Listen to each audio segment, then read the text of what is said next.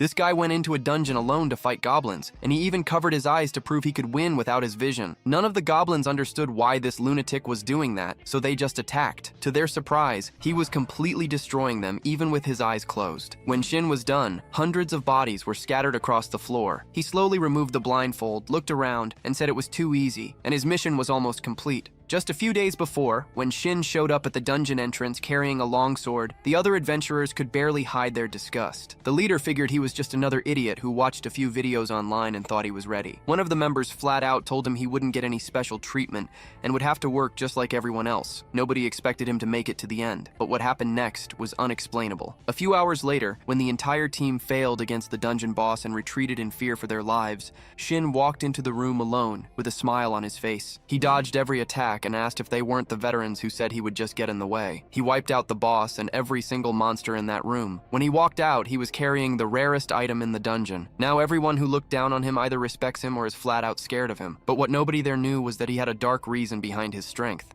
When Shin was a child, that was right when those cursed portals started appearing and monsters began pouring into the world. Back then, Shin watched his teacher tell him to run and save himself, while she herself met the worst possible end, right in front of his eyes. He couldn't run like she said. He stood there thinking there was no way humanity could survive something like this, so there was no point in resisting. But then a flash of light cut through every single monster at once. That guy was so incredible and so powerful that something shifted inside Shin's heart. If he could become someone like that, maybe he could make his teacher proud, but here's a hard truth to swallow. More than 30 years passed. He became a hunter, grew strong, and still the monsters never stopped coming. And that hero who once saved him died in his arms. There's something brutal about finding out your heroes aren't invincible. With a broken heart, Shin fought for another 20 years. By the time he was 55, alone on the battlefield, he was the only one left standing. But he can't help wondering why he's still grinding this hard at nearly 60 years old. 30 years ago, Shin Sang-yoon started his life as a swordsman, and his greatest achievement was breaking into the top 100 in the country. Even so, that's not saying much, since he's basically a needle in a haystack. After clearing the dungeon, he receives a skill book as a reward. He thinks about how he's consumed artifacts before,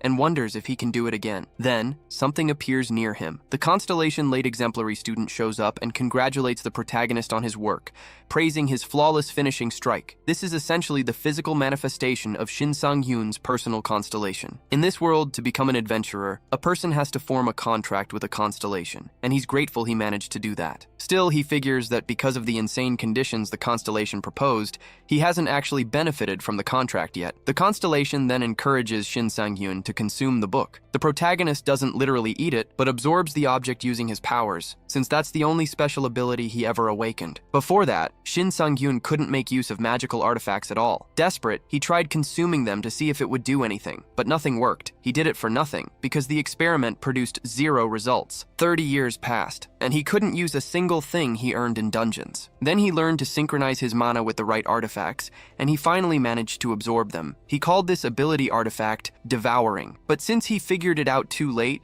others had already grown far stronger than him, which put him at a serious disadvantage. When he looks at the book he received, he realizes there are no instructions on how to use it. His constellation takes the book and tries to work with it. It quickly admits that it has very limited information about Shin Sang-yoon's ability, and expresses regret over not being more helpful. It also tells him he has time and could try synchronizing his mana again. Frustrated, Shin Sang-yoon says he doesn't have much time to spare, and that he's old enough to be the father of some of these rookies. Then he tells his constellation it did nothing wrong, and apologizes for taking out his anger on it, admitting that his life is full of frustrations. Shin Sang-yoon says he never forgot the person who saved him in the past. Because of that, he always wanted to be like that guy, but it only left him exhausted with everything. He thinks that if he were just a little younger, he could try something different. But he says he's old and is going to retire, so his constellation should start looking for another adventurer to form a contract with. Right after that, though, Shin Sang-yoon is caught off guard. His constellation uses its powers on him, and that was his farewell to his 55-year-old life. In another scene, a reporter is interviewing a woman, asking whether dungeons are the places where adventurers work. The person being interviewed is the CEO of the Hyunjung Corporation. Her name is Han, and she says dungeons are the stepping stones of adventurers. But she adds that portals also exist,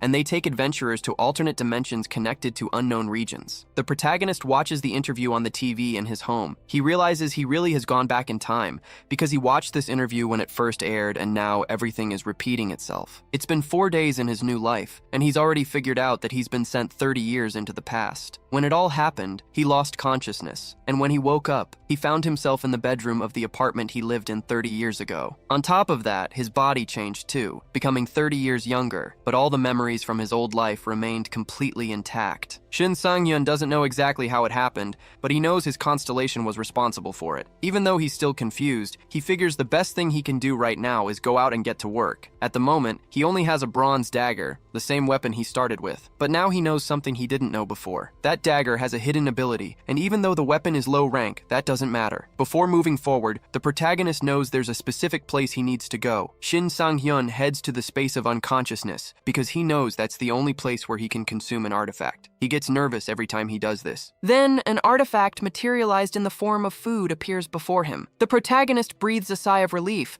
because this time it showed up as normal food and not some disgusting insect. He figures that if it were always like this, he'd level up really fast. When he eats the chicken, he absorbs the essence of the dagger and acquires the weapon's hidden ability, called Demon Strike. After devouring the artifact and returning, the dagger disappears for good, a consequence of having its essence absorbed. Either way, the protagonist gets what he wanted and is ready to go. In the middle of the city, a team is about to enter a dungeon. Yoon Daek-young, the team leader, is approached. The person in charge of transport says that Shin Sang-hyun, one of the team members, has left, and now they're one worker short. But Yoon Daek-young says Shin Sang-hyun left because he's joining his group. Confused, the transport manager asks how a newly awakened person was so quickly brought into an expedition alongside a team of adventurers. He points out that the young man didn't finish the Adventurer Academy and that putting him in the field could be dangerous for everyone. Yoon Daek-young responds that he has everything under control, that he's the one responsible for the group and for contributing to the distribution system. With that, the transport manager feels intimidated and apologizes. Then, one of the team members questions his leader for the same reason. Yoon Daek-young says he accepted the rookie because he volunteered, and that if anyone has to die, it should be him and not someone from the team. Besides, if the kid doesn't make it, the others won't have to deal with the hassle. The protagonist then arrives at the location, saying that from now on he won't be just a transport worker, but an adventurer. His former transport co-workers aren't too happy about that. The protagonist notices the dirty looks, but wonders if they could at least try to hide their displeasure. Either way, he's greeted by the team leader, who says it's a pleasure to finally meet him. However, Yoon Daek-young sees the kid carrying a longsword and asks if he actually plans to use that. The protagonist says yes, claiming he watched a bunch of videos online and knows how to handle the weapon because of it. Yoon Daek-young says swords like that are hard to use, but he can't get the kid to change his mind. So he tells the rookie he's got great spirit and that he hopes to count on him in there. Now that the last member of the team has arrived, everyone can head in and finally start the raid. Yoon Daek-young tells them that once they're inside, everyone should gather at the entrance instead of going off on their own. While waiting for everyone to enter, the leader thinks to himself that the rookie is in over his head, because there's no way someone just watches a few videos and buys a sword and then agrees to walk into a dungeon. He concludes that this kid is either crazy or arrogant enough to actually think he's a real adventurer. Either way, he figures the strategy for this raid is to let the rookies go first, and then have the more experienced members take down the monsters. So a useful idiot would quickly understand the mistake he made. But it's Yoon Daek-young who ends up surprised. The protagonist took down several monsters on his own, without any trouble at all, and the leader is left wondering what exactly he just witnessed. Just like in video games and fantasy novels, this world has orcs too, and they don't act all that differently from the stories told about them. That said, orcs aren't the strongest monsters out there. Compared to other creatures, they're dumber but extremely aggressive. Because of that, arrogant adventurers tend to think fighting orcs is easy since they figure they're smarter, but that's a fatal mistake. Dumb as they are, orcs are much stronger and bigger than rookie adventurers, and they have a habit of turning cocky newcomers into ground meat. Yoon Daek-young's group pushes deeper into the dungeon. At one point, one of the members tells the protagonist he won't get any special treatment for being a rookie, and that he'll have to pull his weight just like everyone else. Shin Sang-hyun says he's fine with that. Even so, the adventurer keeps pressing him to give it his all, or he'll get left behind. The protagonist then asks if he can fight a monster if he comes across one on the way. Confused,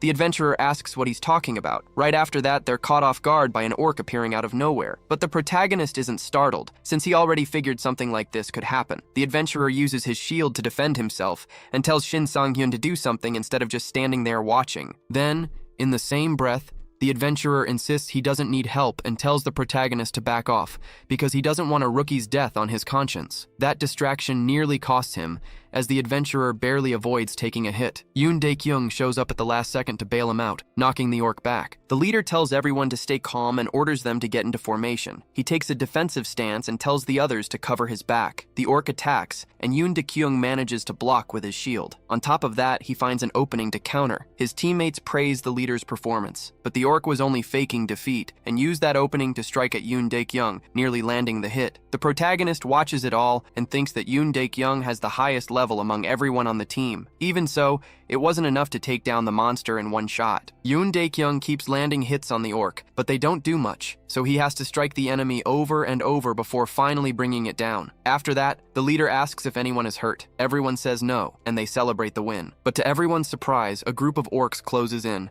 and the panic among the adventurers starts to rise. Yoon Dae-kyung thinks it's better to fall back for now, since he believes taking them on is too dangerous. The protagonist, however, asks if he can give it a shot. Nobody understands why a rookie would want to take that kind of risk. Even Yoon Dae-kyung tells the kid not to get carried away, because these enemies are powerful. But the protagonist simply ignores him and jumps into action. Shin Sang-hyun charges in hard, taking out one of the enemies with a single strike. The rest of the group is stunned watching it happen. Shin Sang-hyun asks if they're surprised because he's only level 1. Not just the adventurers, but the orcs themselves are shocked too, and they're furious, hungry for revenge. For the protagonist, that's perfect, because he's exactly where he wants to be, up against powerful enemies. On top of attacking, Shin Sang-hyun also dodges with impressive speed. Watching the protagonist fight so well, the adventurers start wondering if they're really looking at a rookie. Shin Sang-hyun takes down the enemies and stands before the last one, the leader of the pack. Enraged, the orc leader attacks relentlessly, but Shin Sang-hyun slips away with ease. And not only that, he counters with precision. Yoon Dae-kyung watches in desperation, convinced the protagonist is putting himself in danger out of pure recklessness. Shin Sang-hyun, on the other hand,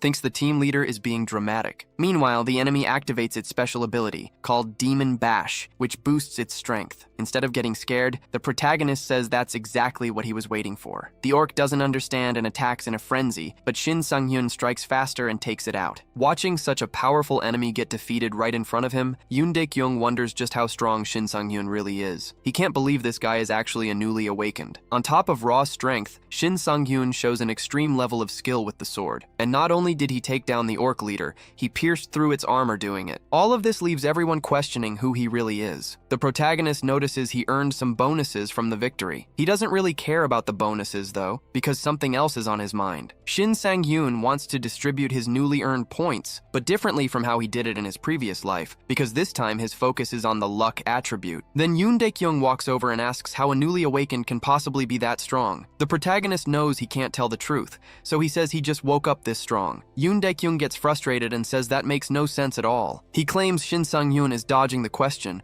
and believes he's using a magic weapon but trying to hide it. Shin Sang-hyun tells the group leader he's welcome to check the sword himself. Yoon Dae-kyung takes the protagonist's sword and sees that it's completely ordinary, with nothing that explains that kind of power. He thinks that in all his years as an adventurer, he's never seen a newly awakened fight like a level 50. In the middle of all this, one of the team members points something out. They found a secret room. Yoon Dae-kyung says the rookie may have handled the minions, but now it's the boss's turn, and he wants to keep the kid out of that fight, for his own good. Shin Sang-hyun thinks they have no idea what he's really hiding, so he gets the team leader's attention and says he wants to be the one to kill the boss ahead, and asks if he can keep the boss drop for himself. In this world, there's a highly sought-after artifact called the Scarlet Stone. This item can drop when you defeat a demon orc, but even after fighting several of them, the drop rate is extremely low, which makes the Scarlet Stone one of the hardest items to get your hands on. In the protagonist's past life, his team failed to defeat a demon orc, and another team ended up walking away with the item instead. They bragged about it, since the item was valuable and could be sold for a good amount. Beyond the money, the artifact also had the delay skill, something the protagonist absolutely needed. That's why he wanted that stone so badly. Back in the present, after defeating the monsters, Shin Sang-hyun pointed out that the team used a contribution-based loot system. So, since he had taken down all the monsters on his own, he should also keep all the rewards. Hearing that, Yoon Dae-kyung figures the delay skill is the real goal here. But a rookie adventurer talking that boldly wasn't going to be accepted so easily by the rest of the group. Some team members say Shin Sang-hyun is getting way too too full of himself, and that just because he took out a few orcs doesn't mean he should be jumping to conclusions. Even so, to everyone's surprise, the team leader agrees with the protagonist's request. He does say, though, that if the group can't defeat the dungeon boss, Shin Sang-hyun will have to take it down on his own. Only then can he keep all the drops. For the protagonist, that's not a bad deal at all, since he was planning to do that anyway. The leader tells Shin Sang-hyun to do as he sees fit. Deep down, Yoon Daek-young thinks this kid is going to get himself killed sooner or later because he's nothing but an arrogant brat. He figures it's better to let him act on his own and learn that out in the field. What matters is a fighter's combat experience, not overconfidence. After that, the leader opens the boss room and they find the enemy. The monster is chained inside the dungeon's final chamber, and the Scarlet Stone is right there with it. Yoon Daek-young tells everyone to get ready for the fight. He figures the monster looks intimidating, but according to the guild guides, this isn't a difficult boss for a full team to handle. Still, he thinks that fighting it alone, no one would stand a chance. So Yoon Daek-young and his team move in to attack, but not long after, they're defeated. The leader can't understand why he had so much trouble against the boss. The protagonist thinks Yoon Daek-young charged in with so much confidence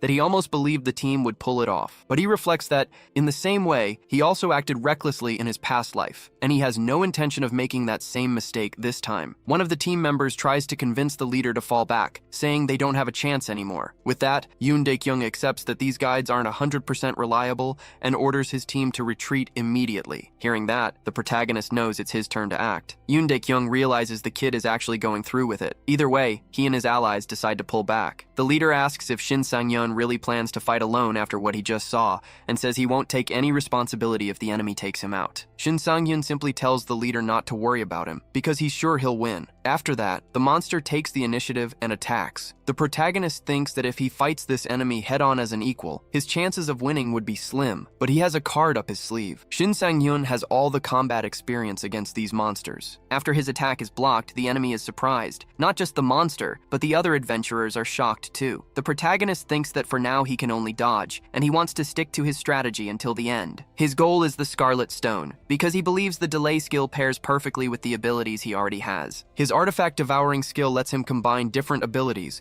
and by using that to his advantage, the results can be incredibly powerful. He then taunts the enemy. Irritated, the orc decides to attack. Since the monster is blind, it relies on sound to navigate. Knowing that, the protagonist tries to use the situation to his advantage. He manages to move faster than the enemy, and lands a hit with ease. When struck, the orc drops its axe, leaving it unarmed. The protagonist used his skills to stun the boss for a few seconds. Watching it up close makes Yoon Daek-young wonder if a skill like that can really be used against such a powerful boss. Shin Sang-hyun says that despite being strong, orcs in general are pretty predictable. However, the protagonist ends up getting distracted, and because of that, the monster lands a hit on him. He barely avoided taking it full on. Shin Sang-hyun had momentarily forgotten a crucial detail. Orcs have a special self-regeneration ability. Stunning it again won't be so easy, and for that same reason, he thinks the delay skill would really come in handy. Either way, his only option is to attack the enemy head-on. Shin Sang-hyun starts fighting for real and holds nothing back. Meanwhile, one of the team members tries to convince Yoon Daek-young to leave the dungeon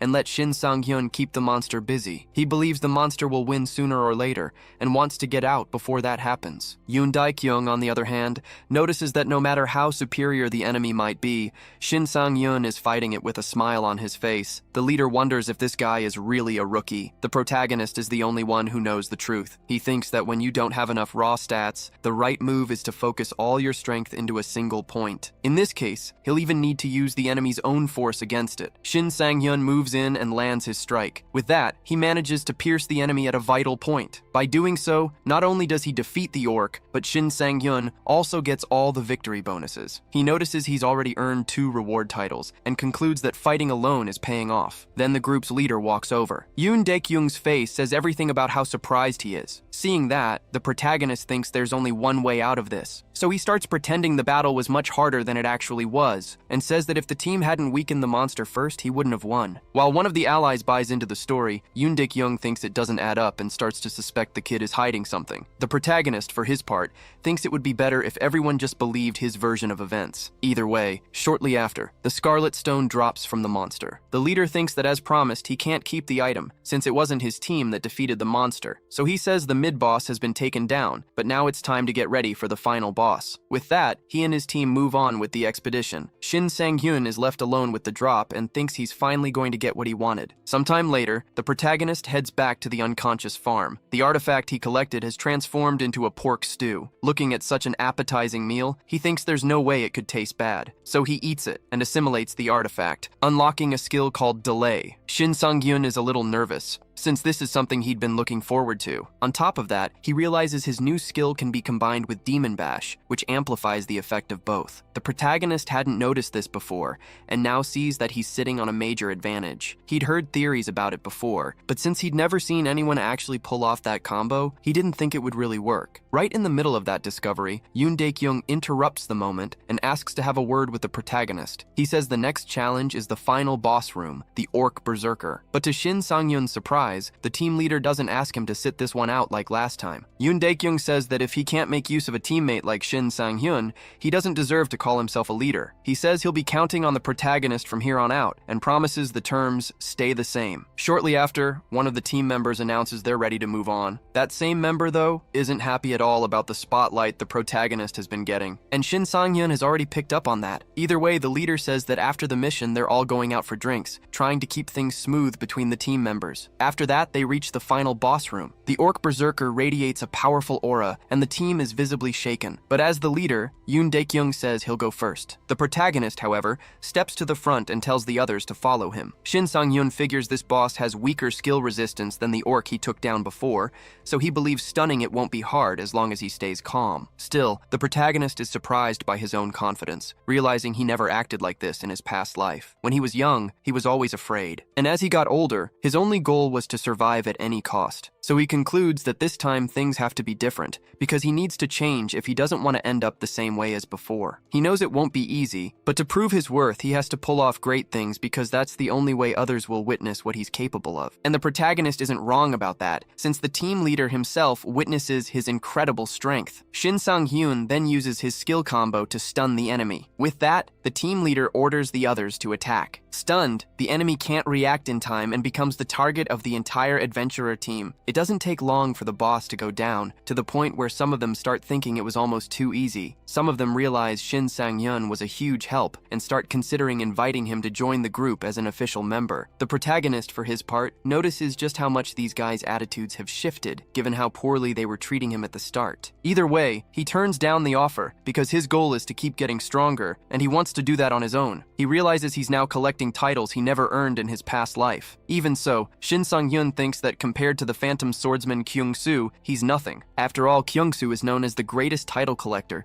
bearing the name of Perfect Swordsman, the strongest adventurer in Korea, and holding countless other titles. In just 2 years, he had already surpassed level 500, something the protagonist never even considered in his past life. But now that he has a new life, his goal is to reach that same level, and he believes that if he keeps going the way he is, it's possible he'll get there. Shortly after, Yoon Dae-kyung walks over and hands the protagonist an item. He says the guy carried the whole team on his back, and because of that, he believes he deserves to keep the item. He also mentions it's not that valuable, but he's giving it as a gesture of gratitude. Deep down, Shin Sang-hyun thinks the team leader is only doing this because he knows they won't be seeing each other again. Even though he's not thrilled about it, the protagonist knows this is the world he lives in, and he can't get attached to anyone. Watching this up close, one of the team members grows jealous seeing Shin Sang-hyun walk away with so many items. He thinks this isn't over and makes a phone call. Sometime later, back home, the protagonist celebrates, having just received his reward. He earned 6 million won from the last mission and thinks that's far more than a simple carrier ever makes. On top of that,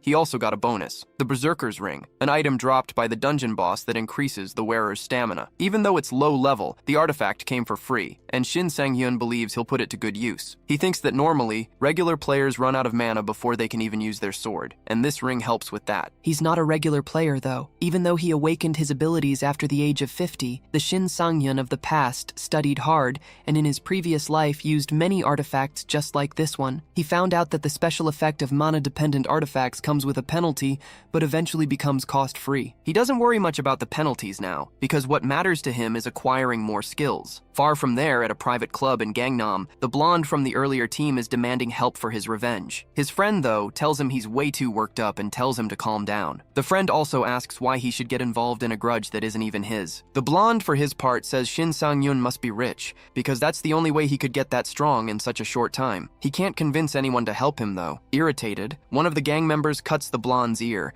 making it clear they're not slaves or personal assistants who take orders. The enforcer says the blonde got hurt because he thought he had some kind of power over them, and he paid for that mistake. Either way, he asks where exactly this Shin Sang-yoon is. Meanwhile, Shin Sang-yoon is at a training ground. After a session, he decides to stop and rest for a bit. During that break, he remembers that the berserker ring, when it transformed into food, ended up tasting like cucumber soup, which he absolutely hates. Even so, he figures the sacrifice was worth it, because now he can reduce the weight of his sword, which makes it easier to handle and boosts his attacks. For now, he thinks it's better to carry the longsword for a while to get used to it. Then he starts thinking about what his next move will be. After checking his stats, he concludes that he needs to start drawing the attention of constellations, but carefully. Ideally, it would be a constellation that matches his main attribute, luck. His attributes still aren't strong enough to catch any constellation's eye, though, so the only path forward is insane training. After training for a while, Shin Sang-hyun heads to a portal. He thinks that spending 3 days training without sleep and then driving for hours was a little over the top, but at least the effort paid off because he managed to master the skill of using a longsword with both hands,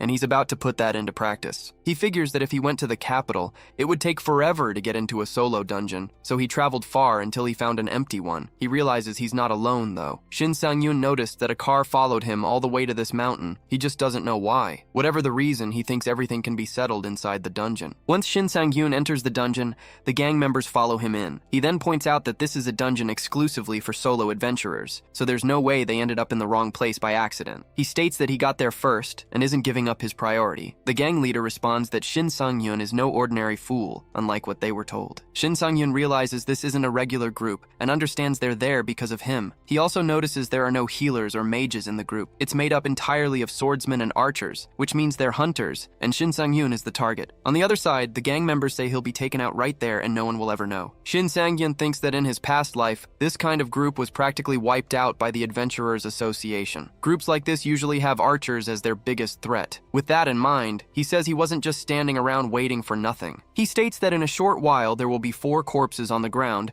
and asks how they plan to deal with that once they're back outside. One of the enemies gets furious, but the leader says they can handle this the easy way. The big guy, however, isn't interested in talking. Shin Sang-hyun provokes him, telling the enemy to listen to his boss. That makes the big guy even angrier, and he charges in. Shin Sang-hyun thinks there's no expression more fitting for a dungeon than the law of the strongest. He knows that monsters have always threatened his life, just like humans who try to steal artifacts. And people are usually more dangerous than dungeon monsters, because dungeons are lawless lands, and the rule for surviving them is kill or be killed. That was the most valuable lesson he learned in his past life, and it's what kept him alive for so long. So he believes that everything that happens from this point on is self-defense. The big guy is the first to go down, and Shin Sang-hyun asks if the others aren't going to attack. Irritated, the rest of them charge in. The leader says he'll try to create some distance and tells the archer to provide cover. The archer is still in shock from watching his companion fall because he knew the big guy was strong, no matter how much of an idiot he was. He wonders how someone who awakened so recently managed to take out his friend. He concludes that they're truly up against a monster and fires his arrows. It doesn't help though, because Shin Sang-hyun deflects them with ease. The archer can't believe his attack didn't work, and in that moment of distraction, he takes a direct hit. The group's leader realizes that Shin Sang-hyun threw the longsword like a spear, with almost no effort, but that also means he's now unarmed. The leader thinks he can take advantage of the opening and attack before Shin Sang-hyun gets his sword back. Believing Shin Sang-hyun is vulnerable, he charges in alongside his remaining ally. Shin Sang-hyun runs toward his sword while the enemies try to reach him before he gets there. They don't manage it though, because he dodges at the last second, and now, Shin Sang-hyun has his sword back, with the enemies right up close. After a while, Shin Sang-hyun wraps everything up. He would have preferred to avoid that situation, but at least it helped boost his attributes. Checking his status, he notices he's at level 50. On top of that, he also kept the recovery ring, which he took from the guy who charged in without thinking. Thinking it over, Shin Sang-hyun concludes that if he had blindly relied on the rigidity effect, things could have gone badly for him. He needs to be more careful going forward. Deeper inside the same dungeon, goblins are busy mining. Then, to their surprise, Shin Sang-hyun shows up. With his eyes blindfolded,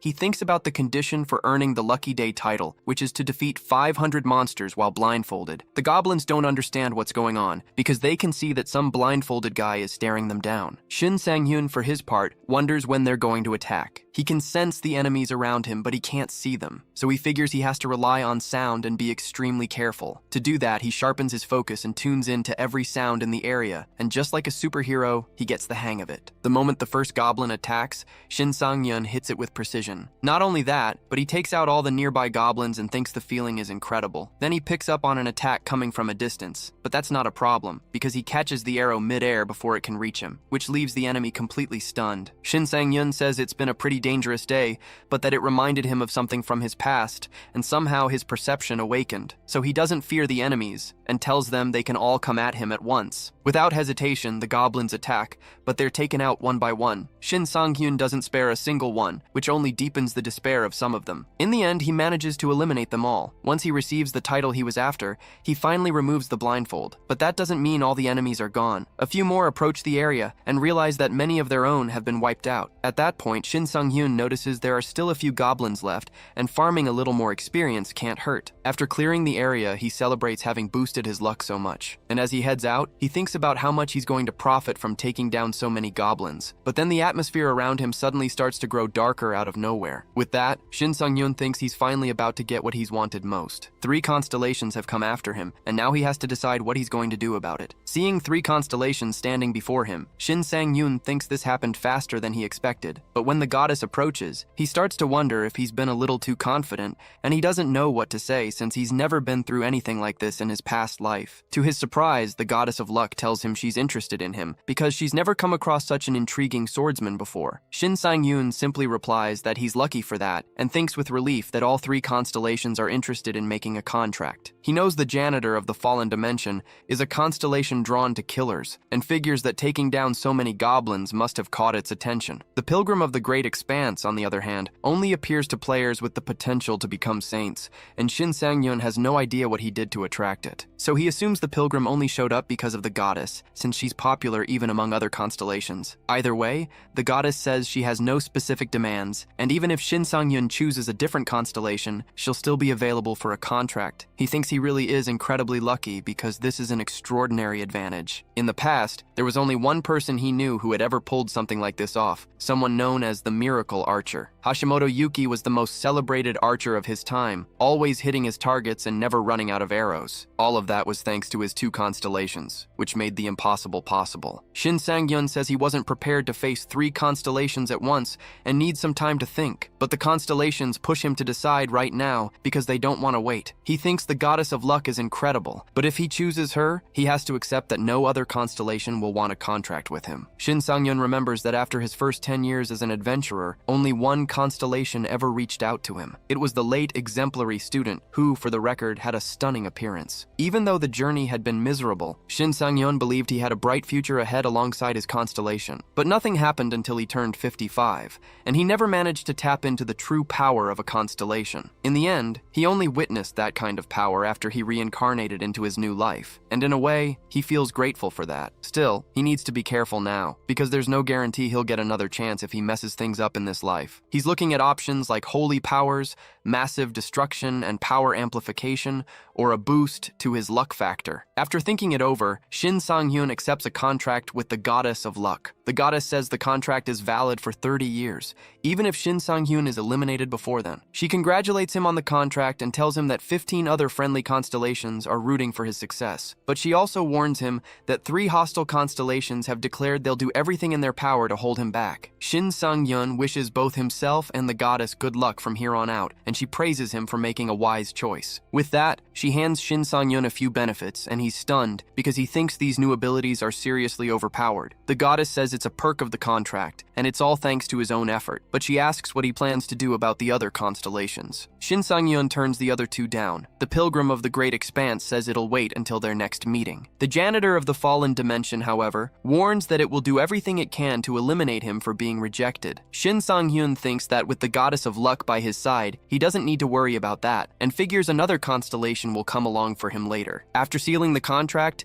he heads to the the dungeon boss chamber and faces it head-on. The goddess watches everything up close and witnesses Shin Sang-yun fighting with his new abilities. The dungeon boss tries to defend itself as best it can. It's a goblin lord consumed by greed, and being a boss, its stats are incredibly strong. The lord is furious that its servants were wiped out and wants revenge against Shin Sang-yun. But in doing so, it triggers the overload condition, which is exactly what he was waiting for. Shin Sang-yun thinks the condition isn't quite as lethal as his stun ability, but it can forcibly drain the target's motivation. Confident, the enemy attacks with full force only to realize it didn't land a hit. Shin Sang-yun dodged the attack, and now all he can think about is what he'll do once he takes the boss's ability for himself. He says it's time to put his new luck to the test in a real fight, because he has the perfect target right in front of him. With that, he lands a clean hit on the boss. The lord can't react, and even if it wanted to, Shin Sang-yun has complete control of the situation. With his abilities combined, he has the enemy right where he wants it. He strikes the boss several times in a matter of seconds and says that no matter how strong it is, there's no escaping elimination. After so many hits, the enemy is finally defeated. Shin Sang-yun lets out a relieved sigh, glad for the victory and for the attribute boost that came with it. It took longer than expected, but he's happy it's over. After all, following 3 days of training without sleep,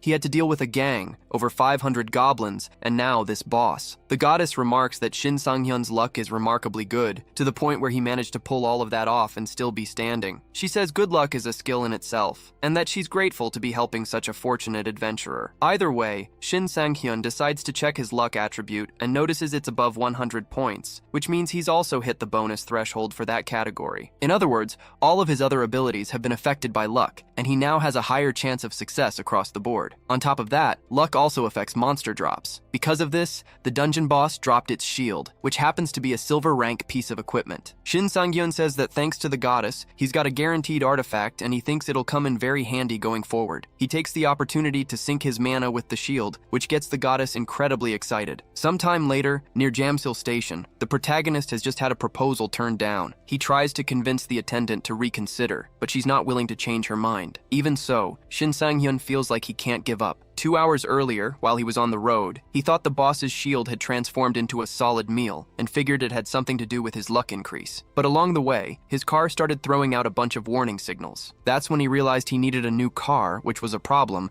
because he was already preparing to move and now had another expense to deal with. Thinking about the recent attack he'd gone through, Shin Sang-yun concluded that the safest move would be to live in the player's city, where there's constant surveillance. However, that would mean giving up better equipment in order to invest in the new place, and now a new car on top of that. Either way, to make any of that happen, he'd need money. And at that moment, there was only one place where he could get what he needed: the Adventurers Association. By joining, he could take on missions and earn more money. Back in the present, the attendant in charge of helping him refused to let Shin Sang-yun enter a level 100 dungeon and asked him to accept something more appropriate for his level. But the protagonist insists he won't cause any trouble and is confident he'll do just fine, even at level 17. The attendant claims she once spoke with an adventurer who said the exact same thing, and that it didn't end well for him, so she wasn't about to make the same mistake. The protagonist knows plenty of people overestimate their abilities, but unlike them, he's been through a regression and knows exactly what he's doing. In the middle of the argument, someone walks over and asks what's going on. This is Kim Miso, an adventurer from the Eden Guild. Shin Sang-yun knows her, and he knows she's the Devastation Shooter, the first to reach level 100 and earn the title of Shooter. But what stands out most is that she's the daughter of Kim Yoon-cheol, president of Shinsung Biotech. She also teams up with Shin Tairi, the Shadow Assassin, the greatest assassin adventurer in Korea. And then there's Cho Jinho, one of the top swordsmen in the country. They're all part of the Eden Guild, where Kim Yoon-cheol is the largest shareholder. In other words, Kim Miso was born with the biggest silver spoon in the history of adventurers. For her part, Kim Miso says she's never seen the protagonist before and asks why he's pushing so hard to get into a level 100 dungeon. Seeing the two of them talking, some adventurers figure Kim Miso is just being nice to a newcomer, since only someone inexperienced would make a request like that. Answering her question, the protagonist says he needs money and is fully aware of the challenge ahead. He remembers that in the past, he asked to join Kim Miso's guild, but even though he was rejected, he holds no grudge against her. Either way, Kim Miso asks if the protagonist is aware that he won't be able to proceed with the mission since single-player parties aren't allowed. Hearing that, the protagonist remembers that solo adventurer missions won't be available for another 4 years. He had forgotten about that, so he apologizes for the trouble and says he's on his way out. But Kim Miso makes a proposal and invites the protagonist to join her in the dungeon. The other players are stunned when they hear that, practically dying of envy. The protagonist, for his part, wonders what Kim Miso is planning with this invitation. She explains herself, saying she's simply trying to help a new adventurer. But Shin Sang-hyun says it's nothing personal. He just doesn't make a habit of trusting other people. Kim Miso says she has no specific conditions for accepting him, but that if the protagonist lets her down, he'll have to pay for it. With that, Shin Sang-hyun realizes she wants to put him to the test. He knows Kim Miso's influence goes beyond being a player, since she's also a model, and the clothes she wears tend to sell extremely well. However, the moment she spots a player with too much confidence, she practically declares the end of their career. Before entering the building, Kim Miso had figured that most of her guild members were busy, and that she needed to find someone to join her on a mission. When she walked in and saw someone begging for a chance, she didn't think twice. Because of the minimum party size rule, the protagonist had run out of options. But to Kim Miso, what stood in front of her was a player full of confidence, and since she didn't know him, she was curious about him. Back in the present, she asks which mission Shin Sang-hyun had requested. The receptionist reveals it was a defense mission, which involves eliminating all monsters on the way to the Guardian Tower. Kim Miso is surprised to learn that the protagonist didn't choose a collection or attack mission, but a defense one. According to the requirements, this mission is only completed after defeating every single monster, which is why a party of 4 players is recommended. But he wanted to do it alone, which Kim Miso considers a serious mistake. The protagonist then asks if she got nervous when she heard the details. He says he's fine working with Kim Miso,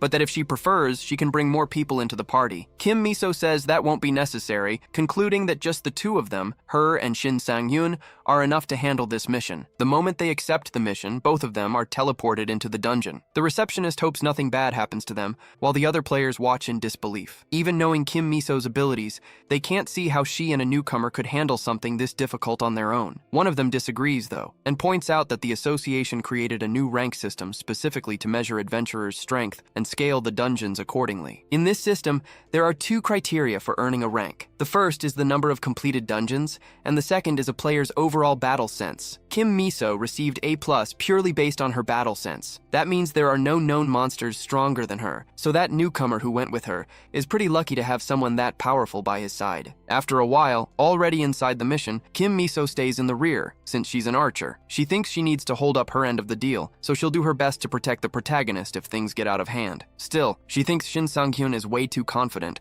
and that it's going to cost him, so she figures this mission will teach him a lesson. 30 minutes earlier, the protagonist had asked her to step in only if necessary, and said that if she held to that, he'd give her 5% of the profits. Kim Miso said 5% to just stay in the back was something she'd accept, but she argued it was impossible for anyone to complete this mission alone, since there would be at least 300 enemies nearby. She believed this mission would be tough even for high-level players. Even so, the protagonist insisted he could do it, so Kim Miso said she'd take 1% for every monster the protagonist failed to kill, and that if he let 95 of them through, she'd get nothing. Back in the present, the protagonist faces the wolves, convinced he won't leave a single one for Kim Miso, since he plans to take them all out before she ever needs to act. With that, he charges at the enemies. From above, Kim Miso has a clear view and can watch the protagonist in action. That's when she realizes he's not just some arrogant player, but a genuinely skilled adventurer. His stance emphasizes a superior reach, something Kim Miso has only seen in her own teammate. On top of that, she notices the protagonist avoids unnecessary movements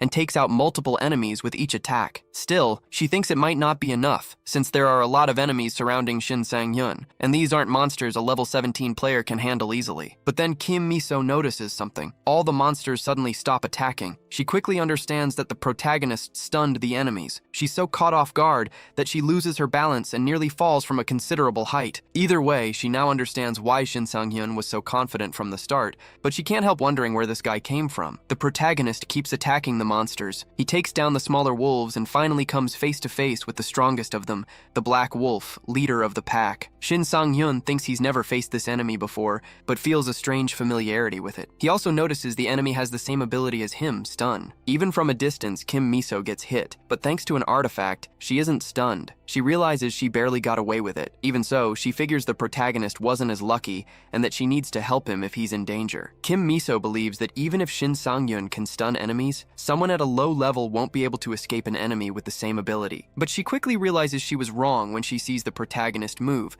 and wonders how Shin Sang-hyun is pulling that off. Beyond seeing the protagonist's combat skills, she witnesses how easily he uses his powers, even as a level 17 player. Even the wolf is caught off guard watching its prey move, since it didn't believe he could break free from the trap. Thanks to that brief moment moment of panic, the protagonist finds the perfect opening to strike, and with a single critical hit, takes the wolf down. After that, the protagonist says his clothes are completely dirty, but that since it's come to this, he's up for a little more fun. From a distance, Kim Miso is even more impressed by what he's done, wondering how she's never heard of Shin Sang-hyun before. After his consecutive victories, the protagonist notices he's leveling up fast. He then realizes he's been under constant observation and concludes that Kim Miso now has more than enough to believe in his abilities. Still, he knows the mission isn't over yet because the final boss is still waiting. The full moon wolf lord attacks, but can't land a hit on the protagonist. Shin Sang-hyun knows this enemy specializes in irregular attack patterns. He says that 30 years from now, every pattern this monster has will be fully analyzed, but since he's from the future, he already knows all of them. The protagonist strikes back, though he can't deal much damage because of the enemy's resistance. Even so, he manages to impress Kim Miso even further, because on top of everything she's already seen, the fact that Shin Sang-hyun handles a heavy sword like it weighs nothing catches her attention. Shin Sang-hyun keeps fighting, dodging the enemy's blows as the wolf attacks with full force. He uses his sword as a shield, and that's when Kim Miso realizes he already knows the enemy's attack patterns. But what bothers her most is that Shin Sang-hyun seems to want to prove his strength at every single moment, and that only makes her more and more curious about him. For the protagonist, the battle is dragging on longer than expected. He's already burned through every trick he had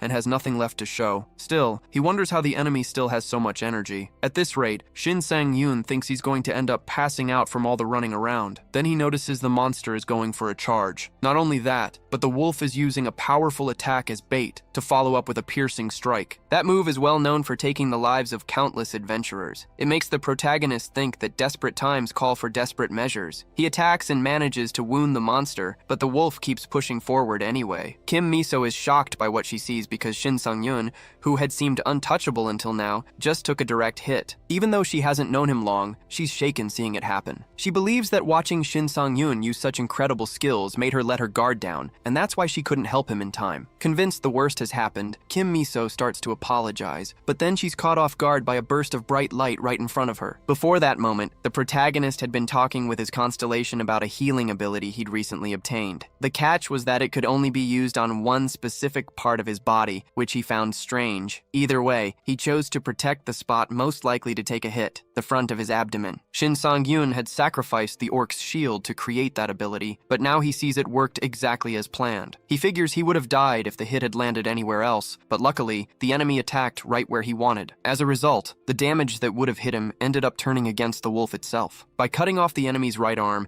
he broke through the resistance covering the rest of its body. All that was left now was to land the finishing blow. After taking down the boss, Kim Miso approaches. The protagonist says his stun worked 3 times during the mission and thinks he's getting pretty good at it. Then he tells Kim Miso she finally came out of hiding. She fires back that he could have told her his plan because she was genuinely worried when she thought he had died. She says she'd love to know how he already knew every one of the enemy's attack patterns and asks if this is Shin Sang-hyun's second life or something like that. Kim Miso says she's met plenty of adventurers, but this is the first time someone has ever left her speechless because she never knows when he's going to surprise her next. Either way, the protagonist asks if she liked what she saw. Shin Sang-hyun starts to feel some tension in the air, noticing that Kim Miso looks a little confused. She says that watching him in action is almost like watching a very experienced player, not a rookie. He gets worried right away because he almost gave himself away. Either way, Kim Miso notices the enemy is still breathing and asks if Shin Sang-hyun isn't going to finish the job. He realizes the monster is indeed still alive and decides to put the creature out of its misery for good. When he does, he earns his first rank C title and also a specialty in solo combat. Kim Miso mentions that she's already earned that title too, since she cleared this stage on her own before, but she admits that, unlike the protagonist, she only managed it thanks to her artifact. Shin Sang-hyun replies that it still takes skill to obtain artifacts, and she thanks him for the compliment. What she doesn't mention, though, is that the artifact cost around 200 million won, and that comparing that to a guy using nothing but a plain longsword is hardly fair. Changing the subject, Kim Miso tells Shin Sang-hyun he could take this chance to test out the effects of his new title, but the protagonist realizes there's no one else around besides the two of them. He doesn't want to fight such a strong opponent in his current state, so he turns it down. With that, Kim Miso says she'll head out first and use the opportunity to call in a team to carry the mission drops. The protagonist thinks he would have done that himself, but he's exhausted. He's glad he made a good impression. Then, to his surprise, right before leaving, Kim Miso says she's going to give up her 5% of the reward. Shin Sang-hyun says that isn't fair and wants to make it up to her somehow. She replies that there will be plenty of chances for them to work together again, and tells him to think of it as an investment. With that, Shin Sung-hyun realizes he really can't let his guard down around this girl. Now that everything's clear, he wants to get his hands on the reward he's been after, the Blue Moonstone. The protagonist is beyond excited because he finally got his hands on a platinum rank artifact. He figures an artifact at that level is easily worth $1 billion, and that selling it could cover an apartment in Seoul. Then the goddess of luck says this is all thanks to her, but the protagonist argues that it was his own individual efforts that led him to this reward. At that point, the constellation of torn lips raises objections and proposes banning the goddess of luck. The goddess, however, refuses to accept any challenge to her blessing and leaves the protagonist with no choice. Either way, he figures that since it's a platinum artifact, he can absorb 40% of its attributes before selling it, and by doing that, he'll become unbeatable against dogs and wolves during a full moon. Sometime later, he finally steps through the dungeon portal, but he's caught off guard by what's waiting on the other side. A crowd gathered for his return. The mission manager thinks Shin Sang-hyun actually pulled off the mission on his own and feels relieved since she hadn't believed it was even possible. Then Kim Miso speaks up. She says that in the mission manager's position, she wouldn't have let a rookie take on that mission alone either. But after what she witnessed, she thinks they should start paying closer attention to Shin Sang-hyun. The protagonist had almost forgotten about the staff member, and he actually feels bad for her when he realizes just how worried she had been about his safety. After that, several guild recruiters try to win him over, but Kim Miso cuts in, claiming the guy already has business to take care of with her, which keeps him from accepting offers from other guilds. With a convincing look, Kim Miso asks if the protagonist doesn't agree. He says he does, but he can't stop wondering what Kim Miso is up to. Sometime later, the protagonist is in a limousine. He checks his phone and notices the reward amount hit his account pretty fast. Kim Miso says that's thanks to her rank A carriers, who cleared the dungeon quickly, but she also claims her influence played a part. The protagonist thanks her for that. But right after, Kim Miso moves quickly, and Shin Sang-hyun gets the feeling she's up to something. Being very direct about it,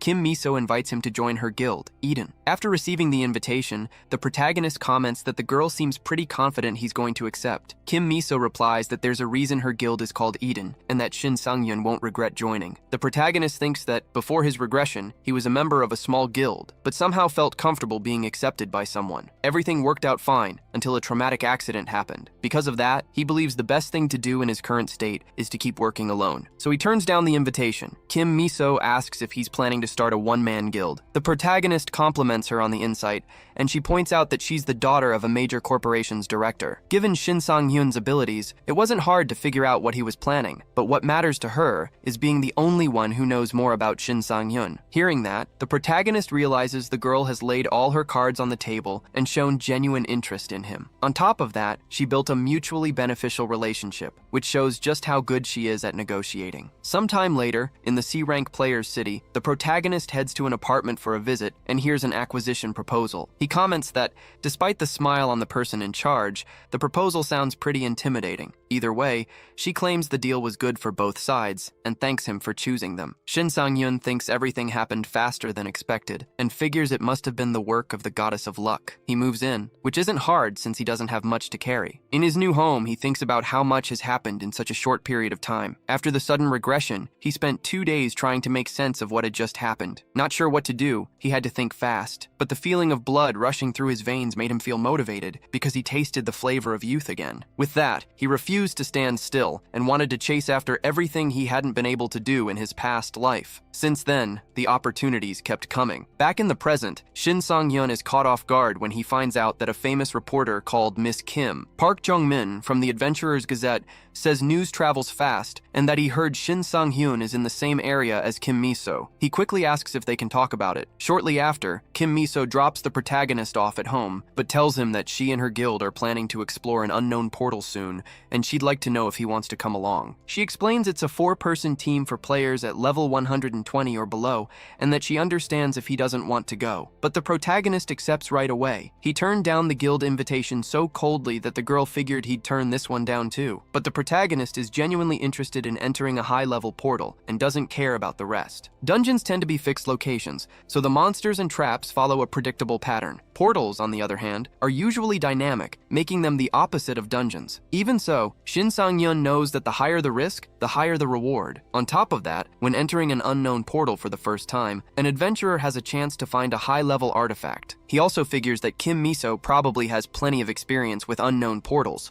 Otherwise, there's no way she could ignore debuffs like the one from the Black Wolf. Since he accepted, Kim Miso says they should exchange contact information. She hands him her phone so he can type in his number, but ends up revealing something she didn't mean to. The girl immediately realizes her mistake and gets flustered. She says her head has been a mess lately. Even so, they manage to exchange contacts. As soon as he gets home, the protagonist thinks something strange was bothering Kim Miso, but figures every high-level player must go through rough patches. He has his own problems too, but he knows he can't go around talking about his past. After all, he can't even imagine what would happen if someone found out about his regression. Thinking about that, he wonders what happened to the constellation that helped him regress. They spent years together, and he finds himself worried about his old friend. Far from there, in the Eden Guild's VIP lounge, Cho Jinho, one of the guild members, says he was looking forward to talking with Kim Miso, but notices the girl won't take her eyes off her phone. She explains she's talking with Shin Sang-yun, since the two of them are about to enter a portal together. Cho Jinho asks if this Shin Sang-yun is the same guy who has a stronger stun than his,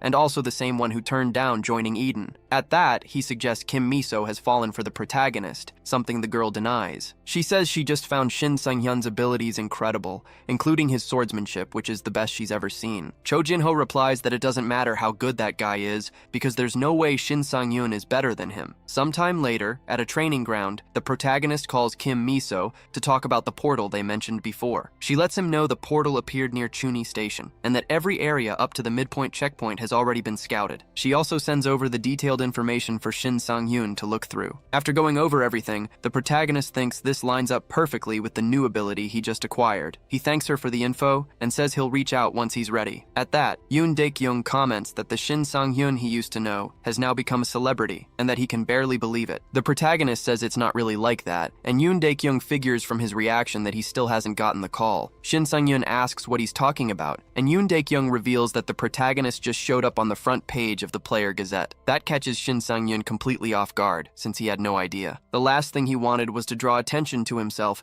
and he wonders how they managed to do that without checking with him first. Yoon Dae-kyung says the guy should be happy, since it'll bring him visibility. But that's exactly what the protagonist doesn't want, and he tells Yoon Dae-kyung he called him there for something else entirely. Yoon Dae-kyung then hands the protagonist a bag, saying it has everything he needs. Shin Sang-hyun thanks him for the items, but Yoon Dae-kyung says there's no need, since he's not giving anything away for free. He mentions these are his old items, and asks why Shin Sang-hyun is buying them instead of new artifacts. The protagonist says he just wants to keep Yoon Dae-kyung's legacy alive, but the old man isn't buying that flimsy excuse. Shin Sang-hyun knows that old artifacts have a better absorption rate, but he can't explain that, so he tries to come up with whatever convenient excuse he can. Just then, a young woman arrives. She says she's late because she couldn't find a parking spot nearby, but that she's ready to get started. Yoon Dae-kyung explains that this woman is the appraiser who'll help with the item deal, and that he invited her to make sure neither of them ends up on the losing end. The appraiser then gets to work and uses her abilities to evaluate the items. Once she's done, she confirms everything checks out and says they can go ahead with the deal. But before closing the deal, Yoon Dae-kyung asks Shin Sang-hyun to let him take a look at his swordsmanship. The protagonist says he's not good enough for that yet. Yoon Dae-kyung, though, argues that after everything they've been through,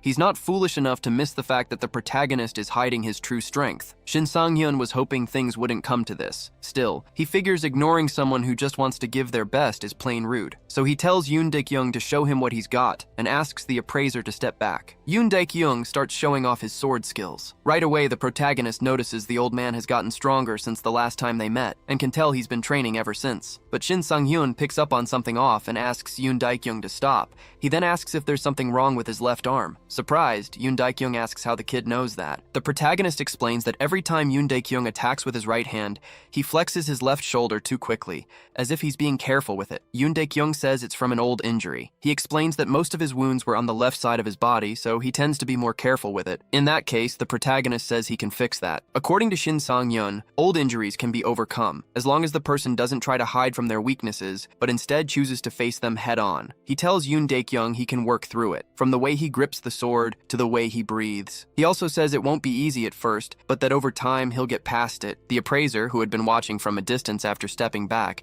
is confused by what's going on and wonders what exactly these two are doing. After a while, the protagonist thinks he made a good deal buying those items, even though he spent over 400 million won. Still, he remembers that the appraiser had a strange look on her face when everything was done. Either way, he needs to devour the artifacts as soon as possible, since he wants to do it before the portal mission. But while distracted in traffic, the protagonist almost runs someone over. Worried, he asks if anyone got hurt. At that moment, a man walks up saying he's tired of waiting for Shin Sang-yun and tells him to get out of the car immediately. The protagonist doesn't understand what's going on, but he's startled by the hostile behavior of the guy outside. The aggressive man says that if Shin Sang-hyun doesn't get out right now, he'll burn along with the car. With that, the protagonist realizes he's seen these guys before. They're Choi Young-chul and Cho Seung-ho, both from the Utopia Guild. Choi Young-chul is known for hunting down adventurers weaker than him and beating them, while Cho Seung-ho is the lackey who films everything for him. The protagonist recalls that back in the day, the two were famous for making extreme videos until it all came to an end when they crossed the line and got arrested. In other words, they're nothing but walking trash. Outside, the two just want to provoke Shin Sang-hyun. The plan is to beat him and then post the video online. The protagonist, for his part, just wanted to get home and devour the artifacts, but now he's going to have to deal with this inconvenient situation. After stepping out of the car, Shin Sang-hyun asks what they want. Choi Young-chul tells him not to rush, saying he's there to settle something with Shin Sang-hyun. He says a lot of people have been complaining about him driving around in a terrible car, and that he came to get rid of that awful thing Shin Sang-hyun calls a vehicle. Then Choi Young-chul kicks the protagonist's car,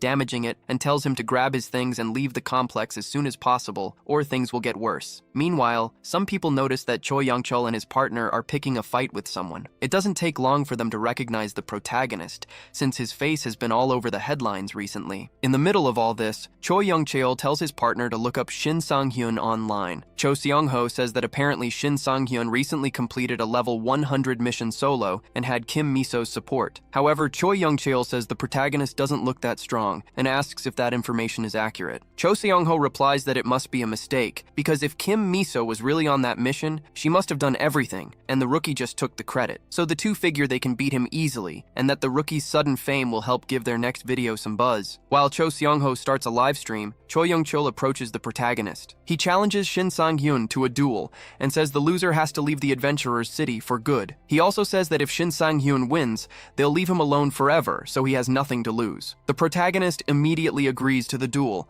but he says he'll only accept if Choi Young-chul throws in 500 million, plus the watch on his wrist. Otherwise, he can get out of his face. Choi Young-chul is furious at the sheer nerve of it. Then Cho Seung-ho gets his friend's attention and says the live stream chat went crazy after hearing Shin Sang-hyun's proposal. At that, the protagonist asks if Choi Young-chul suddenly got scared. Cornered in the trap he set for himself, Choi Young-chul has nowhere to run. With that, the two get ready to duel. Some people start gathering around to watch the fight up close. The protagonist prepares to fight, while Choi Young-chul tries to act tough, claiming that 500 million is nothing to him, and that he can't believe he's going to lose. He also tells Shin Sang-hyun he can back out while he still can. Then the duel begins, and Choi Young-chul says he won't go easy on him, but he's quickly caught off guard, because the protagonist comes at him with everything he's got and says he won't go easy either. Even if his opponent begs for mercy, everything is being streamed live online. Because of that, Kim Miso is able to watch the duel from home, and is surprised to see the trouble Shin Sang-hyun has gotten himself into. Kim Miso is both scared and worried. She recognizes Choi Young-chul from the Utopia Guild, a rank B adventurer who does whatever he wants just because his uncle is the guild master. Then another girl walks over and asks if something's going on. Her name is Shin Tairi, also from the Eden Guild. She wants to know why Miso looks so anxious. When she sees the protagonist on the screen, she asks if that isn't the guy Miso tried to recruit. Kim Miso confirms it, but says she doesn't understand why Shin Sang-hyun agreed to duel some random idiot. Shin Tairi comments that the guy's movements look pretty good. Back to the fight, Choi Young-chul starts to panic after nearly taking a direct hit. Shaken, he calls the protagonist a lying cheater and says he's going to put him in his place. Shin Sang-hyun uses his sword to block the attack, and when Choi Young-chul realizes it did nothing, he panics all over again. Not just him, but everyone watching is stunned by Shin Sang-hyun's strength, to the point where they're wondering where someone like that even came from. The protagonist, for his part, thinks that for the first time since his regression, his body is doing exactly what he wants it to. 3 hours earlier, he had just wrapped up the equipment acquisition deal and thanked the appraiser for her time. She said she was just doing her job. Excited, Yoon Dae-kyung said he'd just made some good money off the deal and asked if they'd like like to go out for drinks. Shin Sang-yeon turned him down, saying he had an urgent commitment, which left Yoon Daik-young far from happy. He still pushed the appraiser not to bail on him either, but she said she had somewhere else to be. For the protagonist, that important commitment was devouring his new artifacts as soon as possible. Once he managed to get away from the group, Shin Sang-yeon took a moment to check the artifact's stats and noticed their adhesion rate was 90%. The goddess of luck took credit for that herself. Shin Sang-yeon had expected 10% at most, but was happy to have such a high rate for used equipment. Taking the opportunity, he mentioned that the goddess of luck is quite popular among the constellations and asked if she'd ever heard of a constellation called the Late Exemplary Student. At that question, the goddess thought Shin Sang-yeon was trying to replace her with someone else, but the protagonist clarified that wasn't it. He explained that this constellation was important to him and that he just wanted to know if she was doing well. The goddess of luck said she was feeling generous and would help him gather information about that constellation. With that settled, the protagonist figured he'd better get back to his meal and transfigured the artifacts into a fine feast. He was practically drooling with joy, as the items had turned into his 5 favorite dishes. Even though they were used, Shin Sang-yeon realized the artifacts were proving quite useful, and he found himself wondering just how strong he'd become after devouring all of them. Back in the present, he concludes that even though he's gotten stronger, the effects of the artifacts are a little disappointing. Furious, his opponent decides to go all out. Watching from afar, Kim Miso grows worried about the protagonist. Unlike her, Shin Tae-ri is confident that Shin Sang-yeon will dodge the attack. The protagonist, for his part, charges forward and tells his opponent not to forget he owes him 500 million plus a watch. From outside the fight, Cho Se-young-ho thinks the protagonist walked right into the trap. Mid-attack, Shin Sang-hyun is frozen in place, and Choi Young-chul declares that the victory is his. Shin Sang-hyun's feet end up frozen, and for a moment he can't move. Shin Tae-ri is surprised, since she didn't expect him to get caught that easily. But her friend says it's not quite like that. The Shin Sang-hyun she knows can get out of something like this without any trouble, and there's a reason she tried to recruit him for her guild. Sure enough, Shin Sang-hyun breaks free from the trap shortly after. Even Choi Young-chul is caught off guard. He can't believe a rookie is capable of removing negative status effects, but he's about to find out just how wrong he is, because the protagonist comes at him from above and catches him completely off guard. Shin Sang-hyun says that the fact that this is a training duel is the only thing that saved his opponent from being finished off, because otherwise he wouldn't be breathing anymore. With that, the duel ends, and every single one of Choi Young-chul's followers watches his defeat live. Watching the stream, Cho Se-young-ho notices that this rookie has a strange aura and wonders who this guy even is. Shin Tae-ri watches the protagonist closely and picks up on the fact that he has a type of awakening ability. She doesn't know exactly what it is, but judging by his darkened eyes, she thinks it might be something psychedelic. This ability causes extreme fatigue whenever the user takes damage, which means Shin Sang-hyun is confident enough to act as if he's not going to get hit at all. Confused, Kim Miso points out that Shin Sang-hyun didn't use that ability the last time they were together. Her friend says there are 2 possibilities. Either Shin Sang-hyun had no reason to use it back then, or he has a way of picking up new abilities in a very short period of time. Far away, at the appraiser's place, she realizes she missed something in her evaluation. One of the artifacts Shin Sang-hyun bought had a hidden ability, and he should have tested it before using the artifact in combat. She identifies it as a psychedelic ability, but she also notices that the activation rate is extremely low, so he would have needed a lot of luck to pull it off. Little does she know that the protagonist is overflowing with luck, since he made a contract with the constellation responsible for that very attribute. Speaking of Shin Sang-hyun, he asks his defeated opponent if he's going to hold up his end of the deal. Furious, Choi Young-chul thinks he only lost because he let his guard down, since he believed he was up against a simple show-off of a rookie. He refuses to accept the defeat and decides he needs to fight seriously now. He plans to fall back first and then come up with a new attack strategy, because he never would have agreed to this duel if he'd known from the start who he was dealing with. Choi Young-chul blames his friend for giving him false information about the opponent,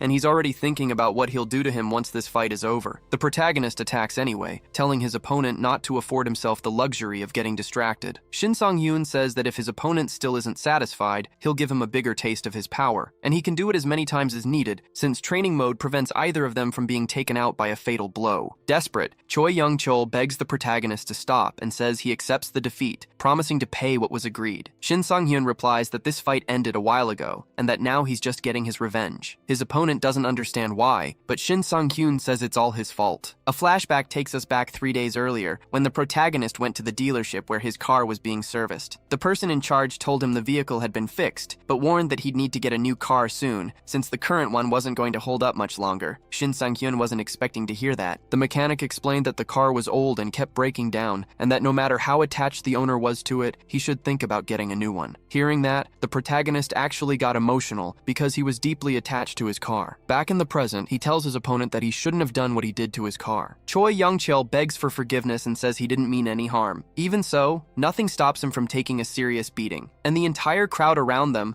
along with everyone watching online, gets to see a pathetic man crying while he takes a brutal thrashing. Seeing his friend in that state, Cho Seung-cho starts to panic. At that point, he doesn't care about the audience or any of that anymore. He just wants to get out of there as fast as possible. But to his surprise, someone stops him. His guild manager shows up and says that he and his friend caused a serious problem. Moon Baekhyun, on the other hand, finds the whole situation pretty interesting, since he didn't expect a newcomer to take down Choi Young-cheol that easily. With that, the manager turns to Shin Sang-hyun and says he's there to settle everything peacefully, offering compensation for any damage his guys caused. The protagonist then asks exactly who he's talking to. Moon Baekhyun is taken aback by that level of arrogance. He notices that Shin Sang-hyun is very confident, but also picks up on the fact that his skill doesn't match his level and figures the guy is hiding something. Either way, Moon Baekhyun formally introduces himself as the manager of the Utopia Guild and says he'd like to make a proposal. He states that the guild will cover any damage his guys caused, and that, in the interest of building a good relationship, he promises to handle everything in the best way possible. The protagonist then says that 2 billion should take care of it. The manager is shocked by the amount, but understands why it's being asked, and wants to know if Shin Sang-hyun would accept installment payments. Sometime later, the protagonist gets home but barely makes it inside, since his door is surrounded by journalists. After dodging some uncomfortable questions, he decides to focus on what actually matters. Shin Sang-hyun thinks about how he needs to prepare for the upcoming raid. He's been really busy and had to leave the prep to the last minute. Still, he figures he'll be fine after the progress he's made recently. He looks over his stats and notices they've gone up quite a bit, and he's eager to test the upgrades in the field. Even so, he's still a little worried, because he realizes that during the fight against the wolf, he lacked the skill to handle things the way he would have wanted. His attacks were limited compared to his previous life, and if the opponents he'd faced recently had been just a bit stronger, he might have lost. With that in mind, Shin Sang-hyun concludes that he needs to focus on getting even stronger, because he doesn't want to end up the same way he did before. On top of that, he also thinks about the second invasion that will happen in 2040,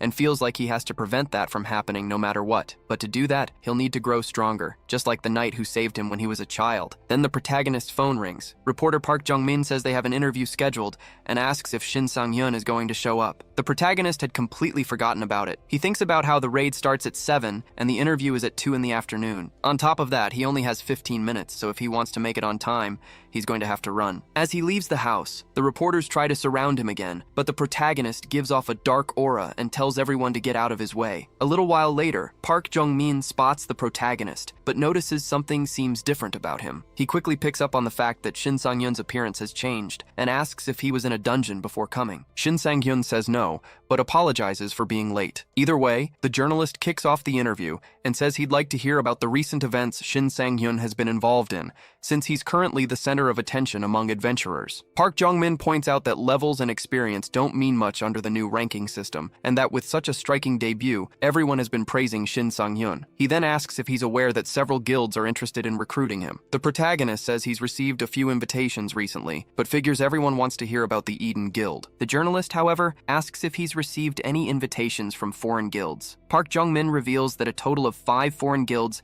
have filed an official request with the Korean Adventurers Association for an identity verification. Most of those guilds are known for recruiting new players, but Shin Sang-hyun's recent achievements must have caught their attention. The protagonist, for his part, is just now realizing he's drawing a lot more attention than he thought. After the interview, he walks through the streets thinking over what he heard. He reflects on how in his past life he had to grind hard and never got any real recognition, but now even international guilds are coming after him. Then he runs into Kim Miso. The girl says they still have time before the portal appears. However, the protagonist notices that Miss Miso isn't alone, and he knows exactly who the girl standing beside her is. Kim Miso explains that her friend was eager to meet the protagonist, so she had to bring her along. She introduces the two of them formally, and Shin Tairi is thrilled to finally meet Shin Sang-hyun. The protagonist, for his part, thinks there's no way he wouldn't know who she is. There isn't a single adventurer in the country who doesn't know Shin Tairi. She's famous even internationally, and she's also the reason Eden Guild is as popular as it is. Shin Sang-hyun feels lucky just to be meeting her, but to his surprise, Terry asks him for a favor. She says she'd like to fight him in a training match. Kim Miso scolds her friend, saying she shouldn't be challenging someone she just met. Tairi defends herself though, saying she needs to know if Shin Sang-hyun is worthy of joining her guild. Miso apologizes on her friend's behalf, saying she has this bad habit of challenging people just for fun. But to both of their surprise, the protagonist says he doesn't mind a duel. He tells them that if they want to get straight to it, he can settle this right now. Shin Sang-hyun adds that it's not every day one of the best players in the country gives a newcomer an opportunity like this. Terry then says her friend has a good eye for recruiting people and lets him know she's ready to start. The protagonist thinks he's no match for Terry, but he also doesn't want to let this opportunity slip away. He knows it won't be easy, even if it's just a training match. Either way, he's not backing down now, and he figures it's better to go all in from the start. Kim Miso, on the other hand, is completely unprepared for this, and she can't figure out how things ended up here. Tairi warns him she's attacking first, and uses a power to move at high speed, which leaves Shin Sang-hyun pretty disoriented. He thinks he can't afford to blink against an opponent like her, because if he does, it's over. Tairi likes what she sees and enjoys the duel, while Shin Sang-hyun does his best to dodge. She tells him he's got good moves, but adds that she still has a few tricks up her sleeve and won't stop until she lands a hit. The protagonist realizes his opponent is both stronger and faster than him, so he starts thinking that, just like he did before, he'll have to block out his vision and rely on all his other senses if he wants to win. When Miso notices this, she calls him crazy for closing his eyes while fighting her friend. She doesn't understand why he's doing it, but Shin Sang-hyun knows exactly what he's doing. The moment Terry attacks, he manages to defend himself. Terry notices how focused he is and says most swordsmen wouldn't be able to pull something like that off. After all, it takes a lot of experience to do something like that. She says it feels like she's up against a veteran. The protagonist then tells Terry she doesn't have to hold back and asks her to go all out next time. Terry is confused by the request. Shin Sang-hyun explains that he's not trying to be arrogant.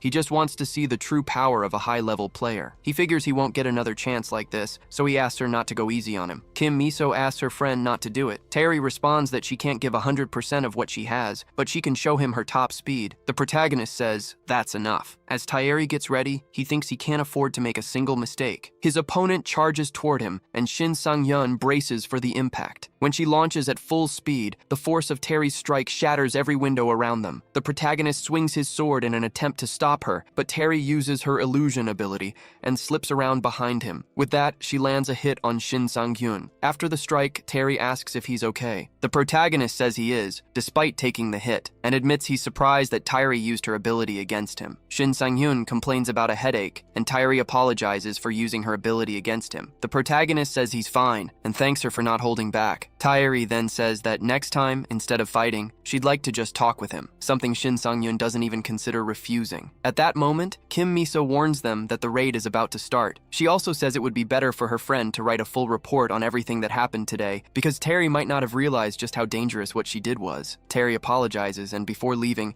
asks Shin Sang-hyun to call her when the raid is over. The protagonist, for his part, thinks that whether he likes it or not, this is the first time he's lost a fight since coming back. Even though it was an unexpected encounter, he now feels like he has a new goal he needs to overcome, and he won't give up until he surpasses Terry someday. Sometime later, they arrive at Chunwi Station. In front of the portal, Kim Miso introduces the team. The other two members say it's a pleasure to finally meet Shin Sang-hyun, and he replies that it's an honor to be standing alongside such experienced players. The young man introduces himself as Park Taesok, a mage specialized in the ignition ability. Shin Sang-hyun notes that ignition also means pyromancy, the same ability as Choi Young-chol, whom he defeated before. But Park Taesok says that unlike others, he spent his entire life conjuring flames and claims that his are stronger than anyone else's. Even so, he's at stage C of the blue flame and believes he still has a lot of room to grow. The protagonist says the guy seems pretty strong and that he made the right call focusing on a single ability to become a specialist. After all, the reason Choi lost is that instead of mastering one specific ability, he spread his energy trying to use different, weaker ones. Next,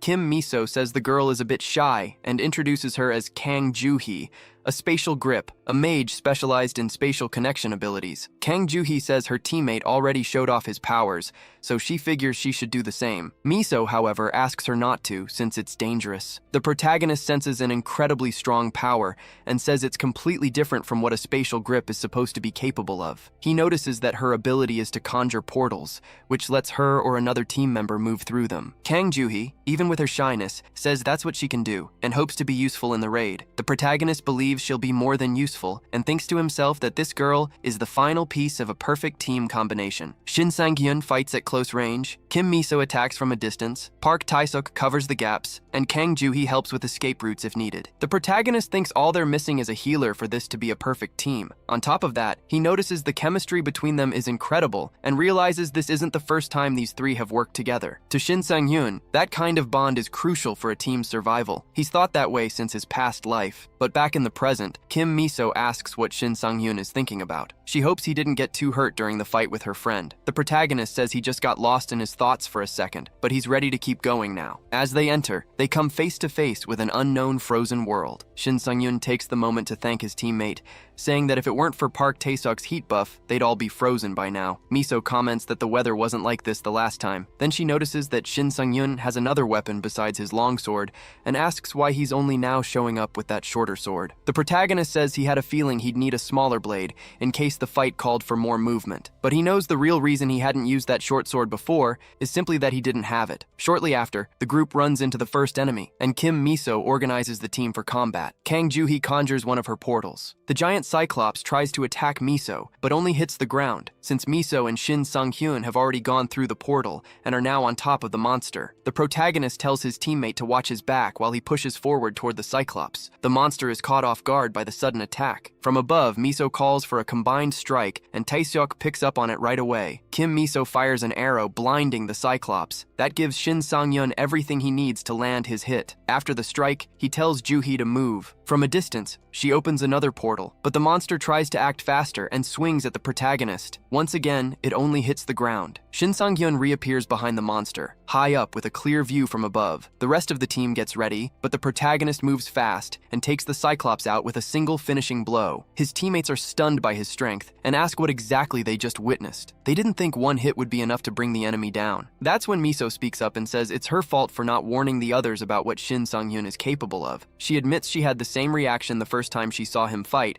and that he hasn't even shown everything he's got. The protagonist, for his part, thinks that even though this is his first time fighting alongside these adventurers, they're doing really well together. That starts to give him a good feeling about the team, and he asks if they're ready to keep going. A little while later, the group has taken down several Cyclopes. Park Tae-suk is beyond excited about the protagonist's performance, saying he's the best swordsman he's ever had by his side. Shin Sang-hyun thanks him for the compliment and is glad to be helping the team. Miso then points out that Tae-suk barely gets a chance to fight for real, which is why he's so worked up. The protagonist figures that for most mages, not having a reliable swordsman nearby leaves no choice but to hang back. He's starting to think all this praise is a bit much. And it's not just the mage. Kim Miso compliments him too. She says she should be used to watching him in action by now, but he always finds a way to surprise her. A flashback shows that before this, Miso and Tae-seok had been fighting ogres when a larger group closed in on them. Both felt cornered with no way out. But the protagonist asked his ally to open a portal right in front of the enemies. Miso warned him not to, saying the demonic ogre was stronger than the others. Even so, she realized right then that there was no talking him out of it, so all she could do was trust Shin Sang-hyun. Juhee opened the portal directly in front of the enemy, and Shin Sang-hyun launched forward at full speed. He cut straight through the monster in a single strike, leaving his teammates completely stunned. After all, not just anyone can take down an enemy like that so easily. Back in the present, Miso says she's never seen a skill that powerful before, but since the team is doing well, she thinks she can put more trust in them. Then Juhee tells everyone to be quiet. She says they've finally reached where they wanted to go. From the edge of a cliff, they spot an enemy guarding a location. A hellhound Cerberus appears to be sleeping. Juhee says that's good, because maybe they can slip past it using a portal. The protagonist disagrees though. He doesn't want to leave the chance to take down that monster for someone else. Miso says they should consider all their options before acting, but she can tell that Shin Sang-hyun Sang-hyun is itching for a fight. Worried, she asks if he has a plan. Shin Sang-hyun says it might be better for him to move in alone. He figures there's no time to explain the details. For his night age skill to work, the moon needs to be fully visible, and if even a single cloud gets in the way, the whole plan falls apart. With that in mind, he decides he has to move as soon as possible, even if his teammates don't agree. The moment he gets close to the enemy, the Cerberus reveals it was only pretending to sleep. That doesn't worry Shin Sang-hyun at all because he already expected it. On the other side, Miso starts to panic. But Juhi notices something strange, since the Cerberus doesn't seem to be reacting. Now that she thinks about it, Miso remembers that the first time she was there, the enemy was extremely aggressive, but in front of Shin Sang-hyun, it turned cautious. She doesn't understand what's going on. Then she realizes the monster isn't trying to attack. It's obeying Shin Sang-hyun. The Cerberus recognizes a power greater than its own, and so it shows submission. For Shin Sang-hyun, that was easier than expected. Either way, he takes the enemy down, even though he feels a little bad doing it to a creature that was so obedient. But his opinion changes when he receives a new healing skill. Then the rest of the team catches up. The protagonist panics because he didn't think they'd get there so fast. He remembers he's never told anyone about his true ability, and he wasn't expecting to have to deal with that so soon. On top of that, he starts to worry that Miso might demand to keep the artifact dropped by the monster. Contrary to what he expected, Kim Miso tells Shin Sang-hyun he can keep the artifact, since he defeated the monster on his own. He thanks her, but asks her not to mention it to the others. Miso says there's no reason to, since everyone thinks the same way she does. With that, the protagonist thinks it was a close call, but from now on he'll need to be more careful when collecting drops. Then the team leader says she and the others will head on ahead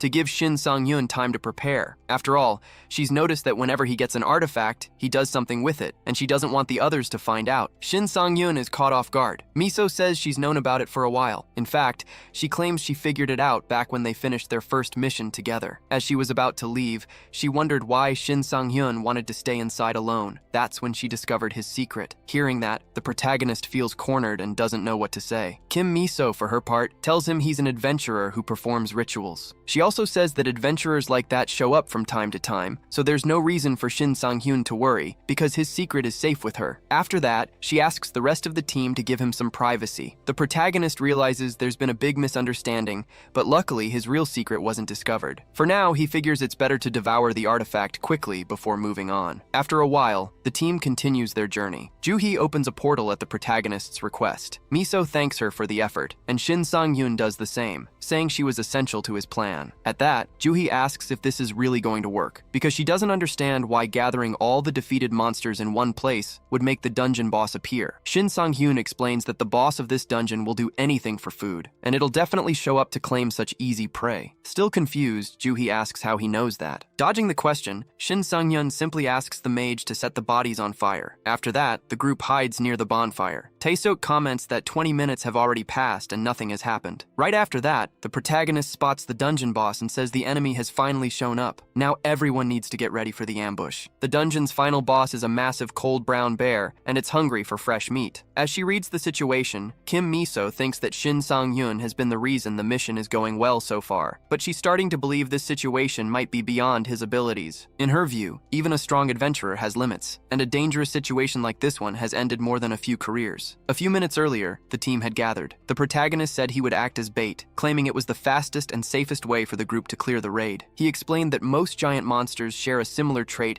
that activates when their health drops to a certain point. They enter a state of gluttony. A monster in that state gets stronger and far more violent, starting to devour everything around it. That's why he had gathered the ogre corpses in one place. But Shin Sang-hyun had also added something to the monster's meal. While the mage piled up the bodies, the others collected juniper wood, which works as a powerful sedative. Park Tae-sok figured the only problem would be lowering the monster's health enough to trigger the gluttony state. The protagonist said he would create the right opening for them to deal damage, and asked the group to trust him. Back in the present, Shin Sang-hyun is starting to think this plan wasn't so great after all. He's one step away from being wiped out, and the monster doesn't look tired in the slightest. He believed he could handle the situation, but he's realizing now that he was wrong. On top of that, he can't figure out why the enemy is so much stronger than him. Shin Sang-hyun is starting to think he might actually die if things keep going this way, so instead of defending, he decides it's better to dodge the attacks. But even that doesn't go as planned, because the enemy has surprisingly fast reflexes, which makes the protagonist think jumping in was a terrible idea. His team steps in to help though. Kim Miso fires arrows at the enemy, and thanks to that creates an opening. The protagonist says he's only alive because of her. Now he wants to turn things around, and he launches a full charge at the the bear. In doing so, Shin Sang-hyun not only deals damage, but also manages to freeze the enemy for a moment. He thinks this is the advantage he needed, and pushes forward with everything he has. Even frozen, the enemy manages to move. From a distance, Miso says it's Park Tae-sok's turn to act. With that, the mage charges up his flames and warns Shin Sang-hyun to get clear. The protagonist quickly moves out of range, leaving the bear as the target. When the hit lands, the enemy feels the full force of the blow, enough to shatter its armor. Even Shin Sang-hyun is impressed by that attack. He thinks he's finally managed to bring the enemy's health down enough, and sure enough, the enemy's status shifts to the gluttony form. The bear rises, ready to devour everything around it. That catches Shin Sang-hyun off guard. He was expecting a slightly less aggressive result. From a distance, Park Tae-sok notices that the monster has transformed so much, it looks like a completely different creature. Then the team leader asks how Kang Joo-hee is doing. Tae-sok says his teammate is still getting ready. Joo-hee is conjuring a portal much larger than what she's used to. But Tae-sok says their biggest concern isn't Joo-hee. It's whether Shin Sang-hyun will survive long enough for the portal to be ready. Back to the protagonist, he thinks the plan isn't going the way it should, and that's a serious problem. His life and his teammates' lives are on the line. In that case, he figures he'd better give everything he has, and he concludes the best way to do that is to face the danger head-on instead of running. Then Joo-hee says she's finally done with the preparations and is starting the teleport, while Shin Sang-hyun is on the verge of being devoured. At the last second, the portal hits the enemy and sends it far away. Using that much power nearly makes Joo-hee pass out, which worries the rest of the team. As for Shin Sang-hyun,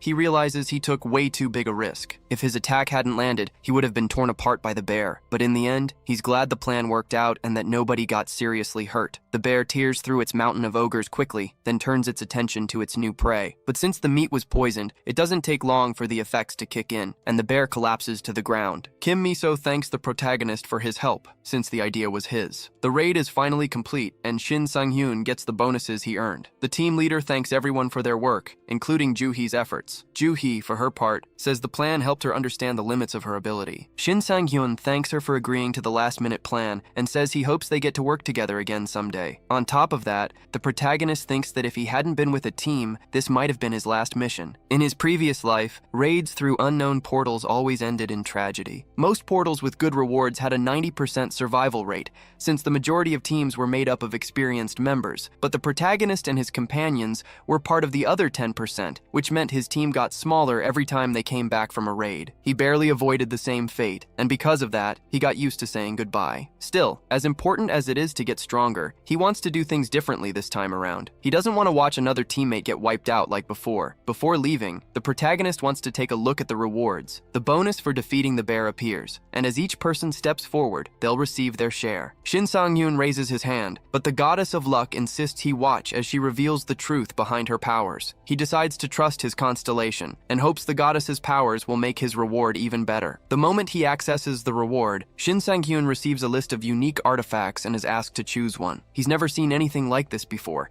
and he's thrilled to be getting such a valuable reward. On top of that, thanks to the goddess of luck, a hidden effect exclusive to unique rank artifacts has been unlocked. Shin Sang-hyun had forgotten, but this was one of the conditions of his contract with the goddess. With that in mind, she expects a proper thank you for her efforts. The protagonist notices his teammates are distracted and figures it's fine to go ahead and pick his artifact. He doesn't even need to think about it much, since he already had one in mind, and he chooses the Great Spirit Sword of Battle. Shin Sang-hyun chose that sword because he already knew about its unique attributes, but the moment he grabs it, it immediately drops to the ground. Shin Sang-hyun wonders why the weapon is so heavy. Kim Miso walks over and asks if something's wrong. The protagonist plays it off and says no. Changing the subject, he mentions that each of his teammates got a great artifact. The group's leader says they only managed that thanks to Shin Sang-hyun's help, and because of that, they want to pay him back properly. She and the others agreed to give him the dungeon boss's magic stone. Shin Sang-hyun says that's not necessary, but Joo-hee argues that everyone agreed on it, since they wouldn't have made it without him. The protagonist then thanks his teammates for their generosity. He thinks that adding all the rewards he earned plus the stone, the total resale value comes out to around 150 million. Just thinking about it, he's laughing on the inside. Either way, they finally step out of the portal. Kim Miso invites the protagonist to a celebration, but he thinks it's better to save that for another time. Miso says they'll see each other again, so it's no problem, but she asks if she can call him whenever she needs to. As much as he wanted to say no, Shin Sang-hyun thinks he shouldn't, so he agrees to stay in touch. Grateful, Kim Miso says her goodbyes. Shin Sang-hyun is caught off guard by her reaction,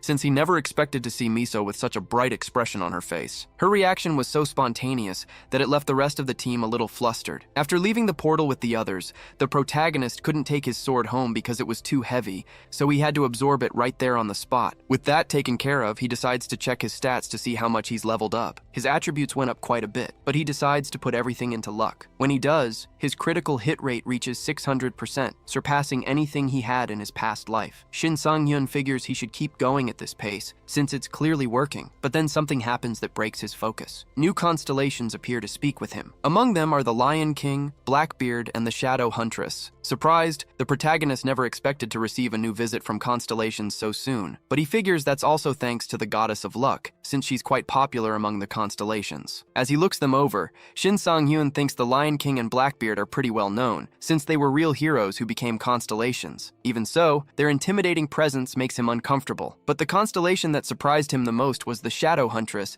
because she's the most dangerous one among them, and the last constellation he'd ever want to run into. She's a bounty hunter, who goes after adventurers who committed violations or received extreme benefits by mistake. In his past life, Shin Sang-hyun heard of cases where the Shadow Huntress ruined the careers of certain adventurers for considering them cheaters. So he's afraid the same thing might happen to him. The protagonist thinks that forming a contract with a constellation isn't something he should ignore, and that the goddess of luck is more than enough. But at the same time, he wonders if he should really turn down such a rare opportunity. He knows that above these constellations there are the mythic ones, and forming a contract with one of them is extremely rare. So he decides to make a risky bet and turns down forming a contract with any other constellation for now. The only one satisfied with that is the goddess of luck, because the others leave in anger. But before she goes, the Shadow Huntress says she'll find out Shin Sang-hyun's secrets. After that, the protagonist feels uneasy, but he knows there's nothing he can do about it. Either way, he thinks the best way to keep his mind busy is by working, so he notices there's a nearby portal full of wolves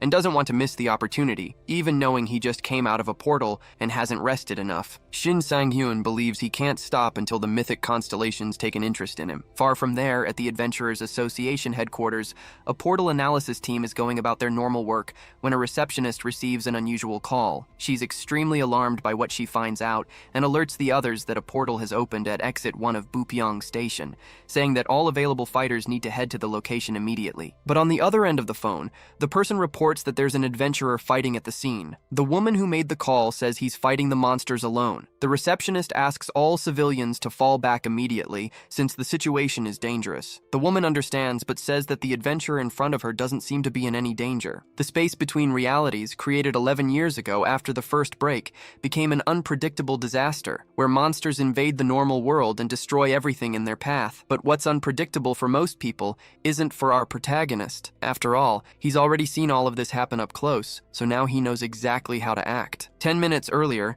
Shin Sang-hyun was already prepared. He got off the subway and waited. Shortly after, a rift appeared, exactly as he remembered. For one very specific moment, that rift became a real tragedy. In the past, countless people were caught in it, but now he's there to stop that from happening. Shin Sang-hyun grew up in an orphanage from an early age, so he doesn't remember what his parents looked like. During his time there, he never felt sad or depressed, but everything changed when he lost the people he knew. He only survived because someone was there to save him. Now he wants to do the same for others, and to do that, he needs to be the strongest. Then the monsters start to appear. Ferocious, monstrous wolves get ready to attack, but the protagonist activates one of his skills, and with it he leaves the enemies intimidated. Noticing it worked, Shin Sang-hyun is pleased, but he realizes he's still not getting the results he expected. He figures it's because of the moon's absence. Since it's completely covered, the wolves aren't submitting to him. Either way, the protagonist thinks that just makes things more fun. Instead of forcing the monsters to surrender, he'll have to take them all out with his own hands, so he takes the chance to test his new skills in action. Shin Sang-hyun attacks, but his blade doesn't hit the enemy directly. Instead, the sword creates a vortex of energy, and through it the wolves are swallowed whole. Not only that, but the other enemies are caught in it too, to the point where the protagonist sends some of them flying back into the portal. Shin Sang-hyun realizes his strike covers a very wide area, and that's going to be extremely useful going forward. He feels an enormous satisfaction in taking down monsters without putting in much effort. On top of that, his luck attribute increases the damage of his critical hits. The protagonist notes that the enemies weren't taken out in a single strike, which means his attack wasn't lethal, so this time he'll have to hit harder. Nearby, a car pulls up. The people inside spot the rift ahead and stop the vehicle. Adventurers from the association step out of the car. Lee Hyun asks who called them there. A woman says it was her because she saw monsters coming out of the rift. The adventurer tells her to get somewhere safe and says he'll handle it. His partner, Lee Jung, draws his attention to something and says they weren't the first ones to arrive. The two of them see the protagonist fighting the monsters and wonder how that even happened. Either way, Lee Hyun sees the situation is dangerous and figures this adventurer won't be able to handle it alone, so he gets ready to help. But the protagonist says he doesn't need help and doesn't want anyone interfering. Lee Jung asks if he's sure about that, and Shin Sang-hyun confirms it. After all, he wants to test his skills without any interference. Shin Sang-hyun activates all his buffs at once and attacks to see what the impact will be. The result couldn't be anything else because with that strike, he sends the enemy flying. The two association adventurers watch everything in awe, while Shin Sang-hyun thinks his throw was magnificent. The others are stunned as they witness his strength. After the monster is defeated, the adventurers approach. They say that thanks to Shin Sang-hyun, no one got hurt, and that it's a real miracle, since rifts like this one usually cause massive damage. Lee Hyun thanks the protagonist for what he did, but asks if he's planning to go through the portal. He says high-level players usually do that and asks to go along with Shin Sang-hyun. The other adventurer isn't too keen on the idea, but Lee Hyun is convinced he needs to go and tries to talk Shin Sang-hyun into taking them with him. The protagonist, for his part, says he's going in, and if they want to come along, he won't stop them. The protagonist leads the way, with the other adventurers following behind. Shin Sang-hyun moves so fast that the others can barely keep up. Lee Hyun comments that the protagonist must have been blessed with incredible combat instincts, and that he wants to watch from a distance and try to pick something up. Lee Jung, though, feels like something is still off, because Shin Sang-hyun shouldn't have that much energy left after such an intense battle outside. Thinking it over, Lee Hyun realizes his partner has a point, since even just watching the fight from the sidelines, he could tell how difficult it was. Either way, they push forward through the area, and what they find inside catches them off guard. The group gets surrounded by a pack of hunter wolves. The protagonist already knew this was coming. He grabs one of the wolves and uses it as a living shield to protect himself and the others. The rest of the pack fires their arrows, but not a single shot hits the group. Realizing the two aren't much help, Shin Sang-hyun starts thinking it was a mistake to bring them along, but it's too late to send them running now. He knows he'll have to handle this situation on his own to keep everyone safe. He stops playing defense and starts launching ranged attacks. That draws the enemy's attention away, and he closes in on the archers to take them out. With that, Shin Sang-hyun clears out the upper section of the area and celebrates making it to the second floor. But doing that also pulls the enemy's focus straight to him. He gets attacked and manages to defend himself just in time, though he realizes it was a close call. On top of that, he notices this particular enemy is a champion among the wolves. In other words, a boss. This champion knows how to use a shield, and unlike other monsters, fights with actual strategy. Seeing that, the protagonist knows he'll need to be precise, because one mistake could be the end of him. So he works on reducing the damage while blocking the enemy's attacks. Shin Sang-hyun lands a strike so powerful, it punches right through the enemy's shield. Even he is surprised by his own strength, since he didn't expect his attack to be that effective. Not only did he destroy the shield, he landed a clean hit and took the monster down with relative ease. He figures it must be the full moon buff. If that's the case, Shin Sang-hyun thinks wiping out the rest of the wolves will be even easier. While the adventurers are struggling on the first floor, the protagonist clears out every enemy in a matter of seconds. After that, he finds a pair of swift shoes, an item that boosts the user's speed. He knows cobalt wolves tend to drop items like these, and the timing couldn't be better. He then checks on his two helpers and notices that, despite the trouble they ran into, both of them did better than expected. Shin Sang-hyun presses on with the raid, thinking the finish line is going to be easier to reach than he thought. A while later, he arrives at the entrance to a chamber and figures it can only be the final boss room. The place is both an arena and a treasure room. Walking in, Shin Sang-hyun is stunned to see so much gold scattered across the floor. He doesn't think twice before trying to collect it all, but it was just a distraction, because the boss had been lurking in the shadows, waiting for its target to fall into the trap. The boss fires its crossbow, trying to catch the protagonist off guard, but his reflexes let him get out of the way just in time. Right after, Shin Sang-hyun goes on the counterattack and tries to land a hit with his sword. The enemy manages to dodge, which catches the protagonist off guard. That's when he realizes he's up against an intelligent enemy, and he's not wrong, because this enemy is the Kobold Emperor, the supreme leader of the wolves. The enemy fires again. and Shin Sang-hyun barely manages to avoid getting hit. He realizes that if he's not careful with this opponent, he's going to be in serious trouble. On top of that, he decides this enemy is pretty annoying for putting up this much resistance. Outside, the two adventurers notice the fight has already started on the other side of the door. They come in apologizing for being late, but freeze when they see who Shin Sang-hyun is up against. Just the enemy's aura is enough to fill them with dread. They're so shaken that they can barely move. That means it's up to the protagonist to handle things on his own. Shin Sang-hyun attacks, telling the enemy it was a mistake to dare ignore him. He swings his sword and lands a hit on the boss, but even after taking the blow, the monster is barely scratched thanks to its resistance. The protagonist realizes he's going to have to push a lot harder if he wants to bring this enemy down, and to make things worse, he's going to have to babysit, since the two adventurers are completely useless at this point. He notices that the monster's negative aura was enough to paralyze two S-rank adventurers, which puts this enemy in a whole different league. Either way,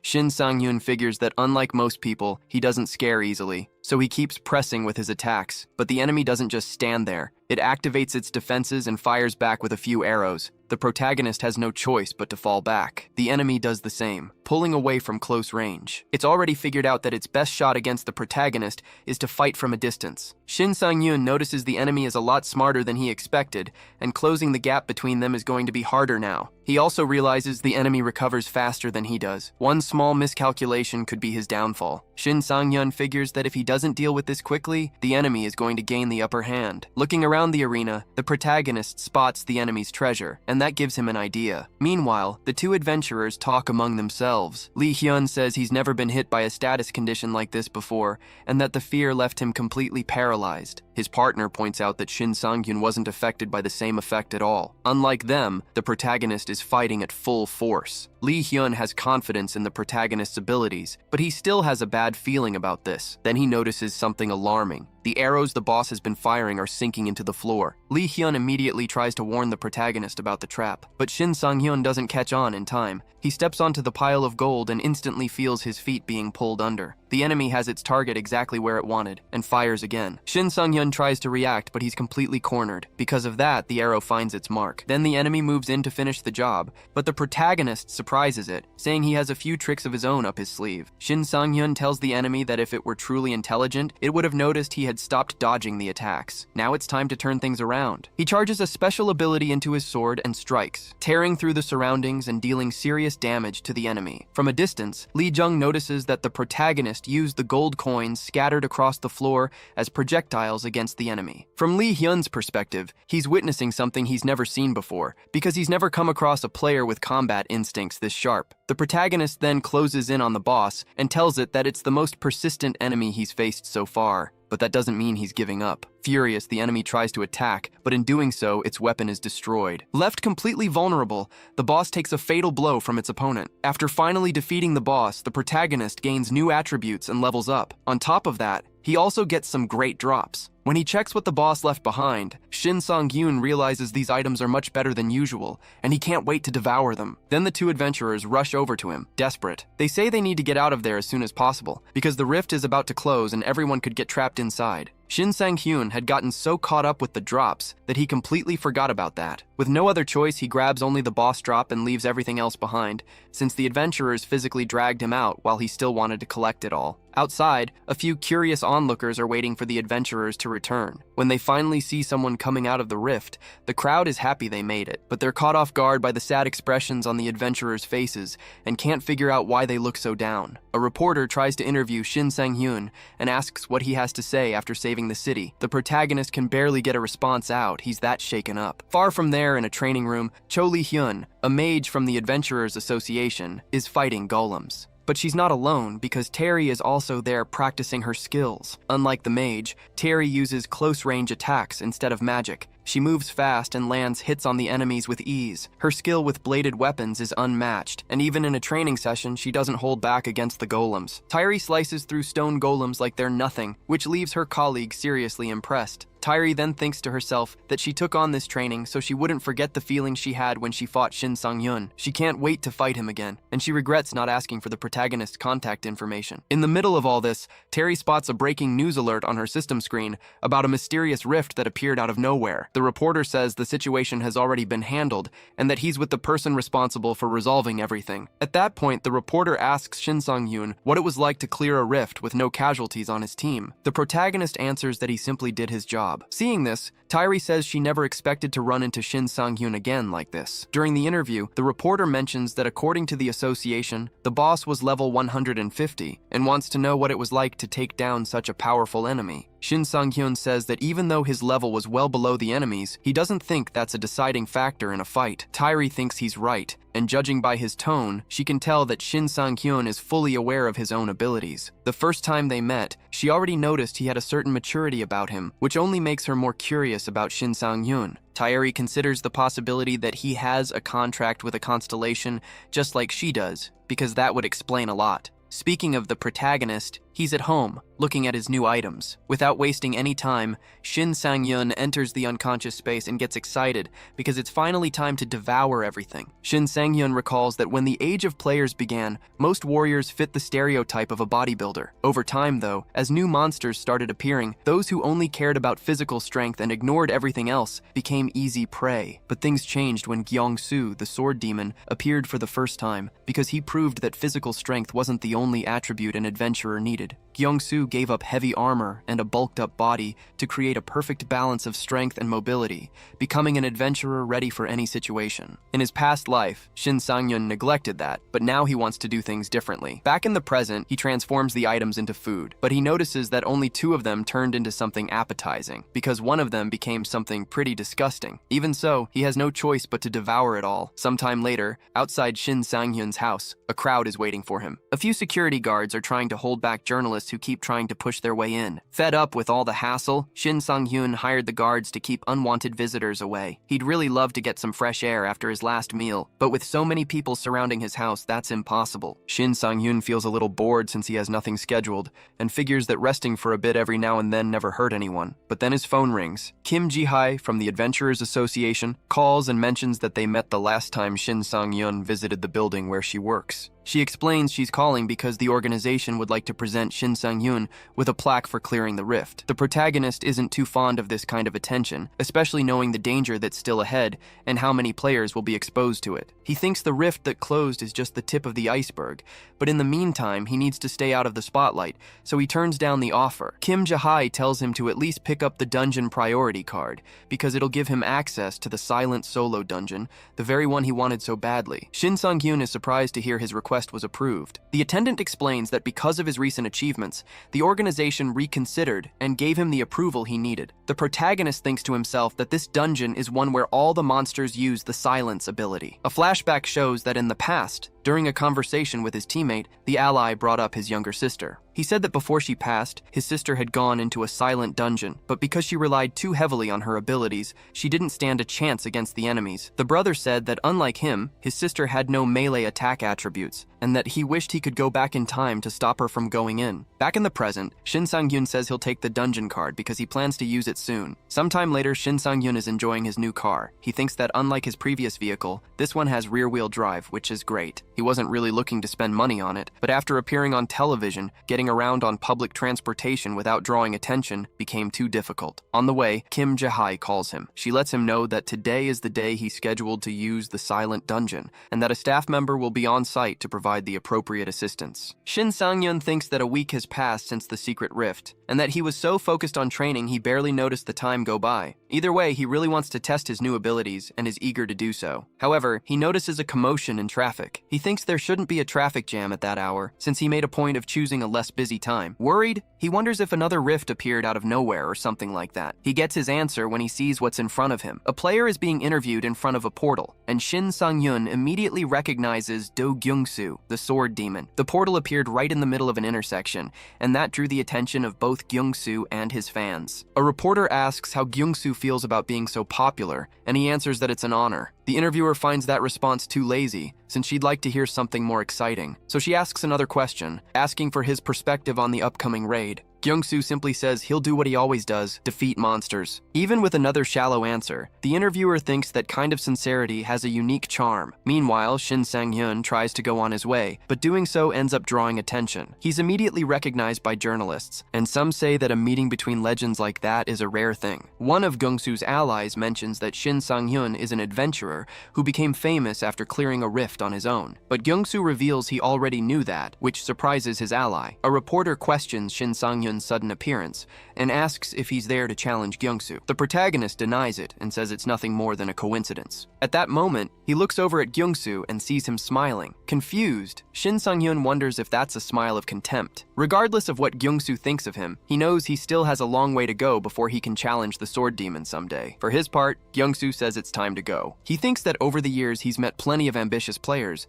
but Shin Sang-hyun is different because he didn't look at him with admiration, but rather like he was looking at an obstacle to overcome. With that, Gyung-soo figures he'll definitely run into Shin Sang-hyun again. After stepping out of the spotlight, Shin Sang-hyun heads to the silent dungeon. He thinks Gyung-soo is truly on another level, because even standing still, he showed no openings. Either way, he figures the bigger the goal, the more satisfying it'll be to surpass it. When he arrives, he notices other adventurers are also trying to use the silent dungeon, but Kim Jahai's team is keeping them away. He walks over and asks what the commotion is about. Irritated, one of the adventurers says that just because he got famous, Shin Sang-hyun shouldn't get special treatment, since there's a code of honor among adventurers that has to be respected. Shin Sang-hyun thinks everything is playing out just as he expected. He had some doubts about the dates, but he can see his memory didn't fail him. He remembers that this is the day his teammate's sister died in the silent dungeon. He just didn't know she was such a hot-headed girl. He concludes that the siblings' personalities are very different, practically opposites. Either way, he figures there's no reason to hold back and he'll take a firm stance. With that, he tells her that no matter how wronged she feels, that doesn't give her the right to talk to people that way. He also says he's acting according to the schedule set by the association itself, so he's not doing anything wrong, and that he doesn't want to waste any more time talking because he's going into the dungeon. The girl doesn't back down and says she won't forget this easily. Either way, Shin Sang-hyun enters the dungeon alone. Right away, he picks up a rotten smell, but he knows that's no coincidence, since every monster in there is undead. One of them rises up through the ground and grabs Shin Sang-hyun's leg. He's immediately hit by the silence effect and is unable to use his powers for a period of time.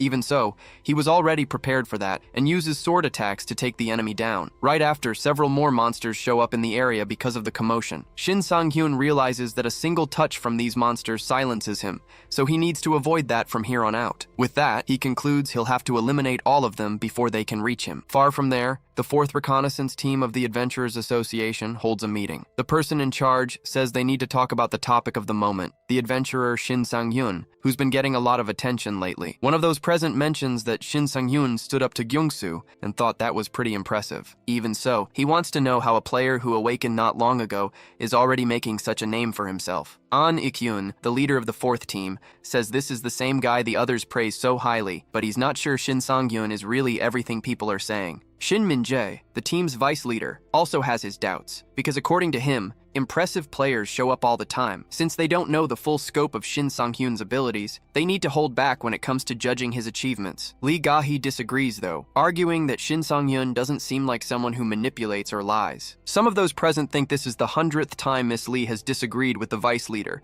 and they get a little anxious waiting to see how he'll react. The team leader asks if Lee Ga-hee has something to share. She's the team's strategist, and she says she's been following Shin Sang-hyun personally. Over the past few days, she put together a breakdown of his data and recommends everyone do the same, because once they do, they'll reach the same conclusion she did. Shin Sang-hyun is not your average adventurer. She pulls up the growth charts of a typical player, then shows Shin Sang-hyun's charts, making it clear just how much he's progressed. Seeing that, many of them can't believe the numbers. The vice leader claims Lee Ga-hee has lost her ability to evaluate a player's skill objectively. Shin Min-jae doesn't buy the data, and says that if any of this were actually true, Shin Sang-hyun would be growing at the same rate as the sword demon. Lee Ga-hee insists her data is correct, since she personally reviewed it. On top of that, she reveals she met with every one of Shin Sang-hyun's former allies. A flashback shows her interviewing Yoon Dae-kyung and asking whether the protagonist had any unusual traits. At the time, Yoon Dae-kyung said Shin Sang-yoon's abilities were incredible and that he'd never seen anyone use stun the way he does. But he said that's not even the most impressive part. The reason he believes Shin Sang-hyun is truly special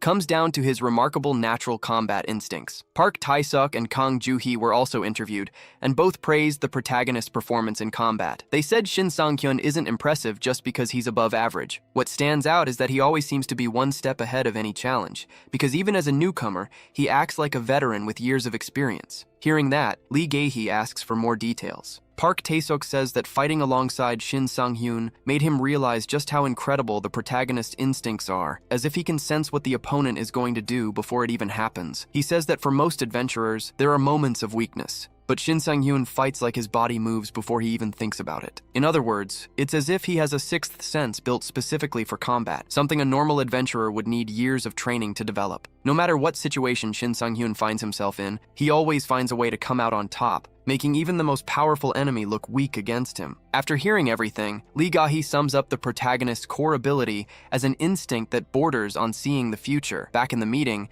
she says that even as a newcomer, Shin Sang-hyun's abilities are compared to those of rank A players or beyond. Lee Gae-hee believes there's even a possibility that Shin Sang-hyun is rank S. The vice leader doesn't buy that claim. On top of that, he says no one has the ability to predict the future, let alone know where a rift will appear before it even opens. Lee Gae-hee, for her part, says the most accepted theory is that Shin Sang-hyun somehow traveled back in time. The team leader understands that Shin Sang-hyun is genuinely skilled, but thinks that theory doesn't hold up. Either way, he says that from now on, Lee Gae-hee will be in charge of keeping a personal eye on Shin Sang-hyun, but she'll have to do it alone. She agrees and promises to give it her best. Back to the protagonist, he's feeling sick from the unbearable smell of the place. To make things worse, he's tired of being caught off guard, since enemies keep appearing out of nowhere. But stopping to think, he remembers his detection skill and figures it would have been a lot easier if he'd used it from the start. With detection active, he can now see exactly where the enemies are hiding. Then he spots a fly and wonders if it's a monster. The moment he touches it, he gets his answer, because it explodes and nearly blows Shin Sang-hyun sky high. He managed to react in time to avoid being taken out, but he still took some burns. The worst part is that flies like that mean there's a mage-type monster nearby. So the right move is to get out of there as fast as possible. But new explosions go off right next to him, making it clear he wasn't wrong about the enemy mages. Back in the meeting,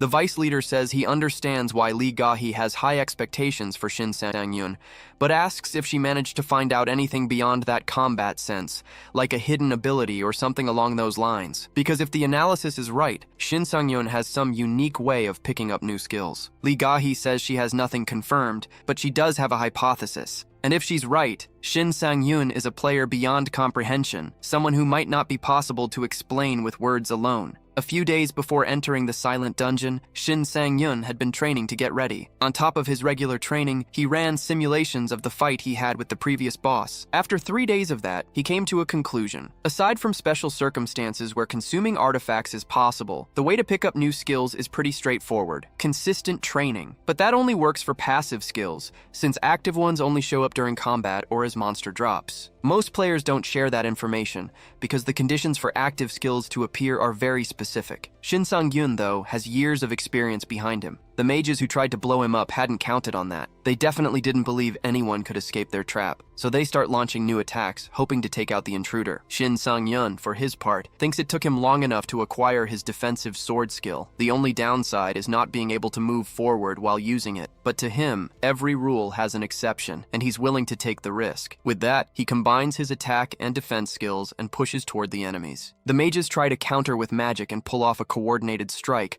but Shin Sang-hyun says it's too late. With a single blow, he manages to hit every one of them. But that was just the beginning, since the dungeon boss is still waiting for him. For now, Shin Sang-hyun focuses on what's right in front of him, the drop from defeating the mages. He realizes it's a purple stone, a magic artifact easily worth around 100 million. Even so, he figures it's better to leave the item for after he clears the dungeon, since he's eager to push all the way through. Using his active detection skill, he picks up that there's only a single enemy ahead, and wonders where the rest went. To his surprise, the boss appears right behind him. Shin Sang-hyun thinks it's too late to react, so instead of trying to block, he leaps upward. The enemy's attack hits the ground and destroys everything around it. With no ground to land on, he understands why there are no monsters nearby. They must have all fled the moment the boss appeared, which means this enemy is capable of taking out even its own allies. After all, this monster isn't called the Death Knight for nothing. Shin Sang-yun doesn't know why this enemy is here instead of at the center of the dungeon, but he knows one thing. This monster killed his friend's sister, so he wants to avenge his friend's pain now that he's standing in front of the one responsible. Still,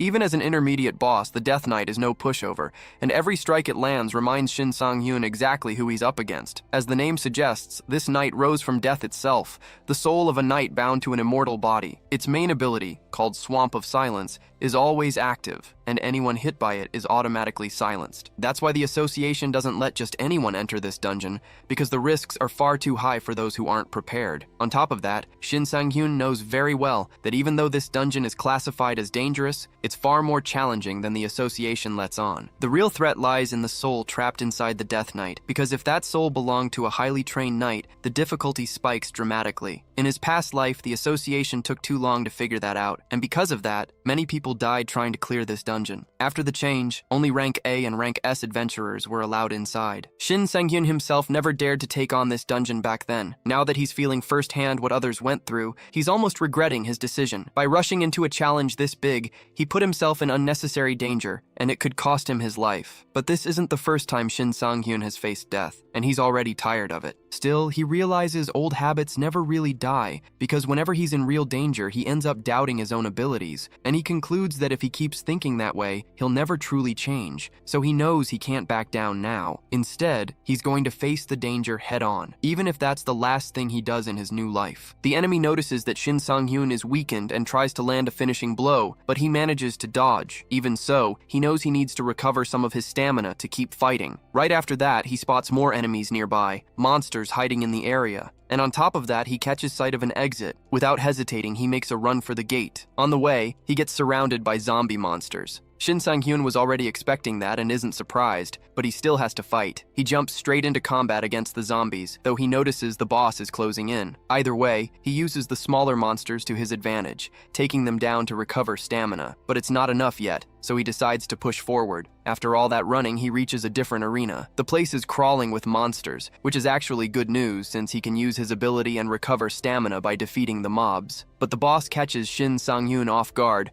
arriving at the location much faster than expected. The enemy attacks and he dodges, but then he realizes the strike wasn't aimed at him. The knight was targeting the other monsters. He had figured out that Shin Sang-hyun was using the zombies to recover and wipe them all out before he could do it again. Now, he has the protagonist exactly where he wants him. That puts Shin Sang-hyun in a desperate spot because his plan has failed. With no other option, he falls back and decides to fight with what he has, even without enough attack power. He goes on the offensive, knowing he can't keep running forever. But as he does, he gets caught off guard again. The enemy anticipated the move and struck first. The hit lands hard, and Shin Sang-hyun takes severe damage. The little stamina he had left is nearly gone from that one blow. Even so, he knows he can't give up. In that moment, he thinks back to his past, to the time he watched his friend die in his arms. The allied knight made one last request, asking to be buried beside his younger sister. Shin Sang-hyun tried to keep him alive, but his friend already knew he was going. There was nothing to be done, and he carried the guilt from that loss for the rest of his life. Back in the present, he's standing in front of an opponent who is clearly stronger than him. He thinks he made a mistake by underestimating the enemy. He believed he was ready to face someone like this, and he rushed in without preparing properly. But that doesn't mean he's going to give up now, because this is a fight for his life. For him, it's not just about revenge for what happened in the past. It's about proving something to himself. Shin Sang-hyun knows he couldn't protect the people he loved before, and to make sure that never happens again, he can't back down from a challenge. At first, he thought his skills were simply inferior to the enemy's, but he just realized something. The real reason the enemy has the upper hand is something else entirely. As the monster attacks, Shin Sang-hyun keeps dodging. He doesn't stay in one place, forcing the enemy to move faster and faster. Shin Sang-hyun figures that if the enemy can't land a hit, all that raw power becomes irrelevant. So he strikes back, going for a critical hit, and it connects. His charged attack stacks 600% damage and lands square on the knight. Even so, the enemy still isn't down, and Shin Sang-hyun knows it. He's not going to make a big deal out of it, since he knew from the start this wouldn't be easy. Realizing he's at a disadvantage, the enemy tries to use his remaining flames to self-destruct. Shin Sang-hyun is confused, not understanding why, since he expected the boss to fight to the very end. But when he sees how much energy the enemy still has left, the truth hits him. The knight is planning to blow himself up and take everything around him with him, including Shin Sang-hyun. Once Shin Sang-hyun figures out the enemy's real plan, he knows he can't get close, because if he does, he dies too. It's the kind of desperate trap a cornered prey sets when it sees no way out. Even so, he's not about to let himself get caught in it. Knowing he only has a few seconds to get away, he bolts as far as he can, but the moment he does, the boss starts chasing him. The enemy isn't giving up on taking Shin Sang-yoon down with him, so on top of running, he has to dodge the attacks coming his way. He manages, even though it's not easy, but the knight is relentless and keeps trying to drag him into the blast. Then the boss charges up a special attack. He has the ability to control his sword from a distance, and he's planning to use it to hit Shin Sang-yoon. Shin Sang-yoon manages to avoid the strike and sends the enemy's sword flying. Even so, the boss doesn't stop and keeps up the chase. Shin Sang-yoon tries to run as fast as he can, but his internal organs are screaming at him to stop. Either way, he knows he has to keep going no matter the risk. On top of escaping the monster, he's also racing against the clock. Then he trips and goes down, leaving himself wide open in front of the enemy. Desperate for a way out, he tries to think fast, because he knows exactly what happens if he doesn't get out of this. Back in the past, he had entered this same dungeon and cleared out a wave of zombies along the way. His goal was to help his friend get revenge for what happened to his friend's sister. Shin Sang-yoon pushed through the dungeon, clearing the path, while his friend stayed in the back. Frustrated, Shin Sang-yoon said the fight was unfair because the enemies kept using silence on him, and he had nothing to work with besides his basic attacks. His friend suggested he use a recovery potion, but Shin Sang-hyun didn't see the point, since potions also lose their effect under silence. Even so, his friend told him he needed to be smarter about it. He could use a potion at least once, and while it lasted, he'd get the benefits out of it. That way, a potion wouldn't just be a regular resource, it would be a last resort. Back then, Shin Sang-hyun replied that if he were as smart as his friend, he'd be a high-level adventurer, not just some nobody. Back in the present, Shin Sang-hyun thinks there's still a lot he can learn from his friend, so he uses a potion to clear the silence effect and gets back in the fight. Even if the effect isn't permanent, all he needs is a temporary opening. The enemy is furious, but Shin Sang-hyun knows that at this point he can't afford a single mistake, because he burned through all his mana to make this strategy work. While he's hanging from a chandelier, the enemy attacks. At the last second, Shin Sang-hyun lets go, and as he falls, the enemy slams into the ceiling. He knows he can't survive another hit, so it's now or never. The enemy quickly pulls free from the ceiling and comes after him again. Shin Sang-hyun starts thinking he should have jumped from the chandelier 1 second later, but then he realizes his mistake started the moment he underestimated this enemy, because if he hadn't done that, he wouldn't have had to push himself this hard to win. On top of that, he starts to wonder if his regression was even worth it. Just as the enemy is almost on top of him, it starts to fall apart completely. Shin Sang-hyun thinks he got lucky because the boss never managed to finish what he started. With that, he concludes his regression is going to keep going a little longer. After the enemy crumbles, Shin Sang-hyun gets a bonus for the victory. Not only that, he earns more experience than he's ever gotten from any other dungeon. His health is restored, but he notices his stamina isn't. He figures that must be some kind of penalty for pushing his powers to the limit. Even with the win, he thinks taking down that boss was anything but easy. He reflects on everything he went through and comes to a conclusion. From now on, he needs to focus more on his psychedelic ability. Right after that, though, the consequences catch up with him. Overdoing it with his powers leaves him in extreme pain in his internal organs. On top of that, using the psychedelic ability comes with the chance of a penalty being applied, and that's exactly what's happening now. Shin Sang-hyun knew that if he hadn't done it, the monster would have killed him, but what saved his life before is now destroying him from the inside. Meanwhile, outside the dungeon, Kim Jae-hai is anxious about Shin Sang-hyun. Unlike her, the other adventurers just think he's taking a long time to come out. Some of them figure something bad might have happened, but the girl leading the team doesn't care. She says that whatever happens inside a dungeon is entirely the result of each adventurer's own choices, and all she wants is her turn to go in. While the protagonist lies unconscious on the floor, the remaining zombies see an easy target and close in to devour him, but the goddess of luck steps in on Shin Sang-hyun's behalf. Her presence scares off every last enemy. She then tries to wake the protagonist, but quickly realizes it isn't working. Looking around, the goddess comes up with an idea to help him, and decides to lie down beside him while he sleeps. After a while, Shin Sang-hyun finally wakes up.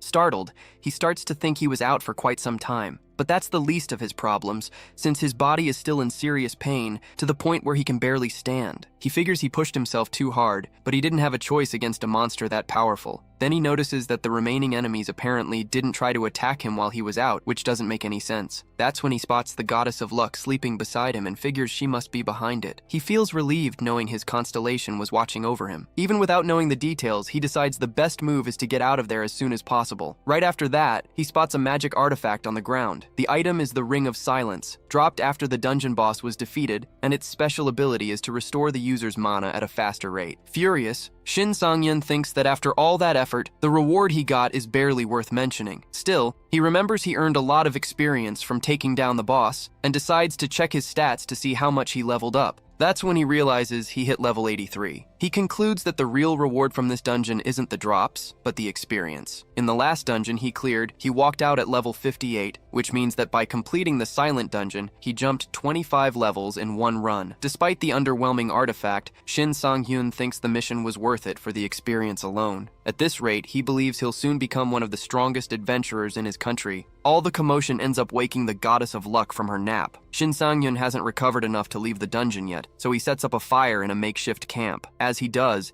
he remembers that in his past life, this was just his routine. But in this life, it's the first time he's ever relaxed inside a dungeon. He also notices that the goddess seems a lot more at ease than he is. She tells Shin Sang-hyun to enjoy the little things in life too, just like she does. The protagonist thinks that he used to believe in that philosophy, but things are different now. There's no time to waste, since the fate of this world might rest in his hands. He then takes the chance to devour the Ring of Silence and celebrates the fact that the item transformed into something that actually looks delicious. On top of that, he thinks about how in his past life, he only ever saw food like this on YouTube, and now he actually gets to eat it. Doing so feels to Shin Sang-hyun like a dream coming true. The goddess, for her part, says she's curious about how the protagonist manages to do that, claiming that this ability to devour items is extremely rare. Shin Sang-hyun explains that every adventurer goes through an initial awakening, and when his turn came, that's the ability he got. The goddess says he's really lucky to have awakened with something like that, not knowing just how deep Shin Sang-hyun's luck actually runs. Even as a constellation,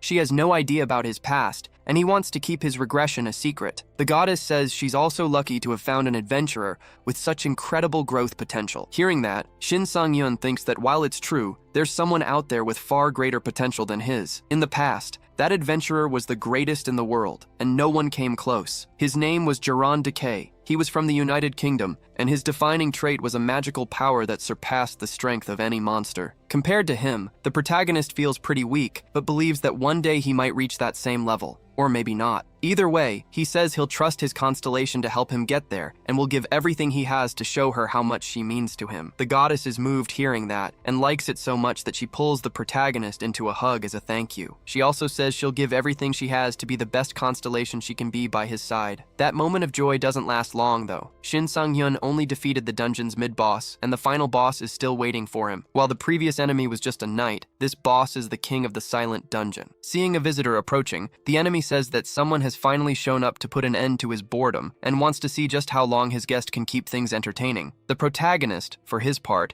notices that the enemy didn't attack them and waited for them to come to his door. Shin Sang-hyun is grateful for that, since it gave him enough time to recover, and now he's more than ready to fight. On top of that, this time he's not alone, and because of that, he's ready to clear this dungeon once and for all. The fight kicks off and the boss goes all out, saying that every time the rats run the moment they see him, but in the end they all get crushed, and this time won't be any different. Almost immediately, the protagonist barely dodges a magical attack. Shin Sang-hyun realizes these attacks are cutting off every opening, making it nearly impossible to move in. On top of that, he knows he can't keep dodging forever and needs to find a way to strike. He has mana to work with, but he can't waste it on attacks that won't land. Taking a moment to think, he figures out that the enemy's strategy is to drain the target's mana before they ever get a chance to use it. And honestly, it's not a bad plan. The enemy, for his part, is convinced his victory is already secured. After all, there's no way a rat, good for nothing but entertainment, can beat a king on his own turf. So he keeps attacking relentlessly, showing just how deep his mana reserves run. But the protagonist tries to stay focused, knowing that unlike before, he can't afford to blink in front of an enemy this powerful. Shin Sang-hyun has already figured out that his opponent is a high-level mage with plenty of mana to burn,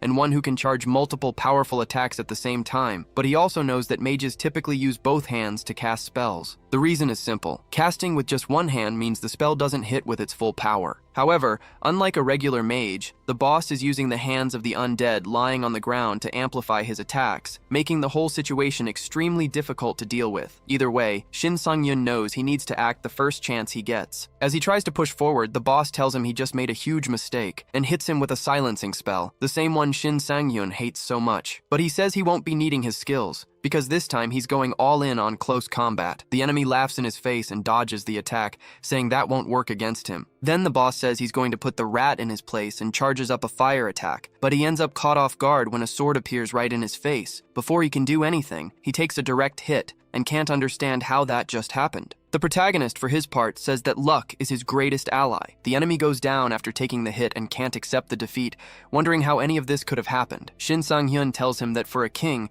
the boss isn't very perceptive, and reveals that he has a skill capable of countering the silence. The boss says he already knew that, since he had been watching the protagonist during his last battle. Not only that, but he had also studied the protagonist's fighting patterns and mana capacity, and concluded he had everything he needed to win. So there was no way he could have made a mistake, because his calculations were perfect. The protagonist then says that sometimes even a lowly rat can end up surprising its predator. Outside, the girl who had been anxious to enter the dungeon notices someone coming out. She immediately spots the protagonist and says he finally made it out, but Shin Sang-hyun is confused, because outside there's a much bigger crowd than when he went in, and he asks what's going on. Several reporters try to interview him, asking what happened in there. Meanwhile, a medical team tries to examine him and even asks for his blood type in case a transfusion is needed. The protagonist can't understand why there's so much commotion. Nearby, the girl, standing beside her brother, says that surprisingly, Shin Sang-hyun came out of the dungeon in one piece and that she made a mistake by calling for help. Seeing this scene, Shin Sang-hyun is stunned. With a crowd surrounding him,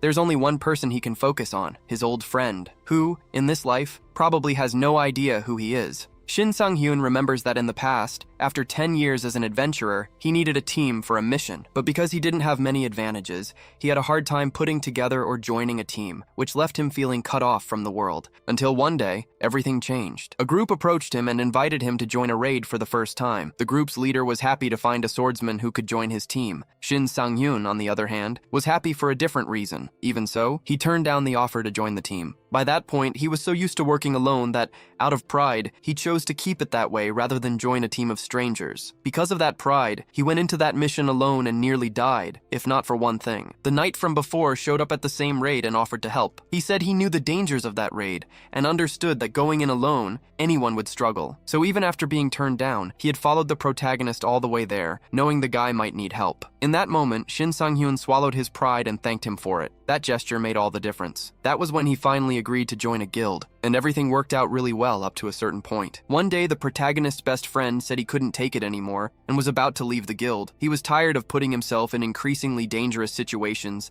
and wanted to change his life before he ended up gone, just like he had seen happen to so many other adventurers. When his younger sister left home, he had decided to build a guild to help other adventurers who needed support, but after so many losses, he just couldn't keep going. The protagonist wanted to support his friend, but felt that the guild had grown too much and couldn't afford to lose its leader at that point, so he convinced him to stay. Back in the present, the protagonist wants to make things right. He walks up to the young man and tells him never to form a guild, because that's what he wished he had said when he had the chance, but didn't. Naturally, the young man is confused, since he doesn't understand why those words were said to him, or why a famous adventurer would approach him in the middle of a crowd. He says his memory is a bit fuzzy, and asks the protagonist if they know each other from somewhere. Furious, the young man's sister confronts the protagonist just for speaking to her brother, which makes Shin Sang-hyun step away from them for good. Far away, in a residential dimension for monsters, a group of individuals are talking as they walk, until one of them says that these people are perfect for his plan. Back on Earth, the news announces that the adventurer Shin Sang-hyun has just cleared the famous silent dungeon on his own, despite all the dangers. The reporter informs that Shin Sang-hyun warned the association that the dungeon is more dangerous than previously believed,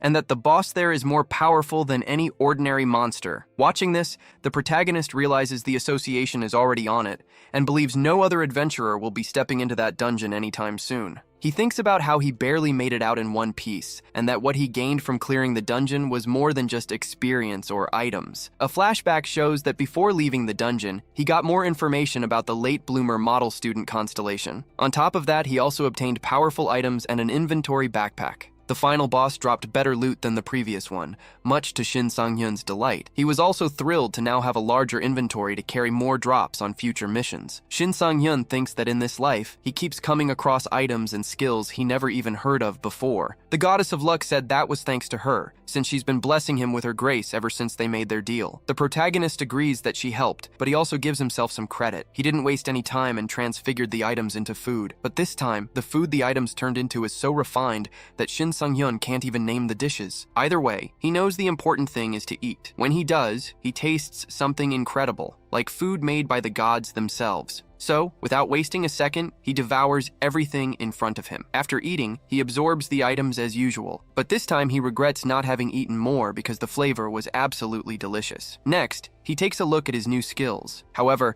the system asks him to choose between two, since he can only keep one. The first is telekinesis, which lets him control his sword from a distance, just like the Demon Knight did in the dungeon. The other is the silence skill, which despite its benefits, Shin Sang-hyun believes also comes with risks. And he's not wrong, since the system itself warns that using silence would drain a significant amount of his mana. The protagonist finds that pretty bad, and ends up turning down the silence skill. His other skills already consume a lot of mana, so the last thing he needs is a debuff like that. Still, he thinks that in this life, there's no risk he isn't willing to take. So he selects the silence skill, believing he'll be able to work around its downsides when the time comes. Then he notices something strange happening. New constellations show up to visit him, the great Mongol conqueror and the monarch of the sun. The goddess of luck says that Shin Sang-hyun is doing just fine with her and doesn't need any other constellations. However, she's caught off guard when a third constellation appears. Even the others are surprised to see a third one approaching, because this is a new goddess, a recent arrival among the constellations. Irritated, the goddess of luck asks what a newcomer is doing approaching her protege. The new goddess, for her part, says she's been watching Shin Sang-hyun for some time, and that she's been impressed by his courage. She also says she'd love to stand by the side of a man like him. Not only that, but she claims the protagonist should leave behind outdated constellations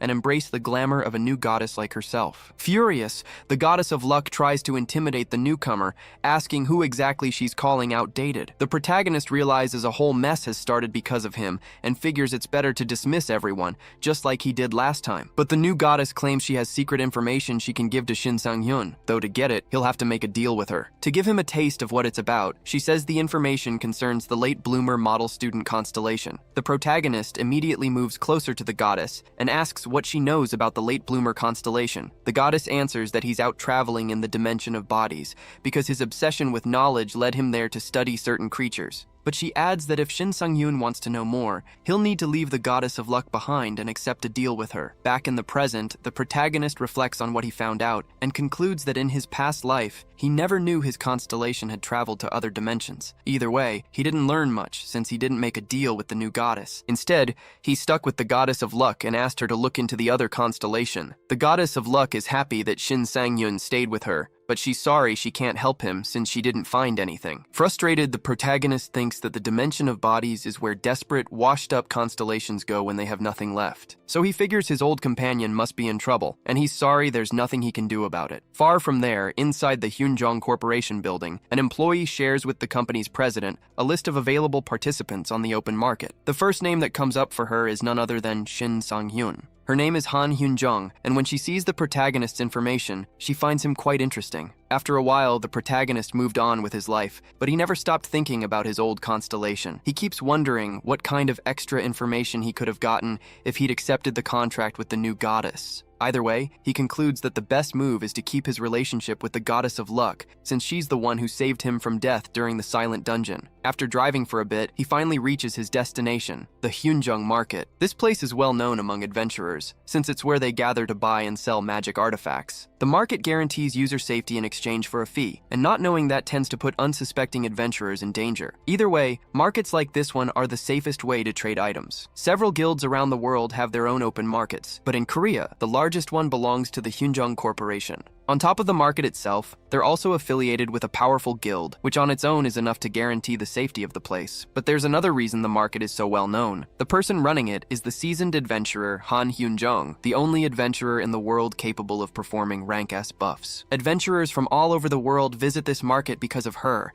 and with so many strong adventurers around, the safety of the place ends up being guaranteed without anyone having to say it out loud. That said, the number of people looking for her buffs is huge, which tends to cause constant chaos around there. When he arrives at the market, the protagonist is greeted by an employee. She says she'll clear his entry as soon as she confirms his credentials. After identifying him, the attendant notices that Shin Sang-hyun is on a priority list and lets him know she'll be escorting him to the special floor. With that, the protagonist realizes that, without even trying, he's caught the attention of the owner of the place. In the middle of all this, he notices a few guys gossiping about him. They say they heard that Kim Miso and Shin Sang-hyun are dating. They also wonder how she can feel comfortable dating another guy after losing losing her last boyfriend in an accident. The protagonist is slightly bothered by that. Not wanting to draw attention, he casually remarks that the market is more laid back than he expected, nodding toward the kind of people around him. The receptionist picks up on the hint, and the gossipers are immediately removed from the premises by security. Shin Sang-yoon is satisfied seeing that and thinks he can now focus on what actually matters. After that, he takes the elevator up to the special floor. On the way, he thinks that in his past life he never would have imagined setting foot in a place this exclusive,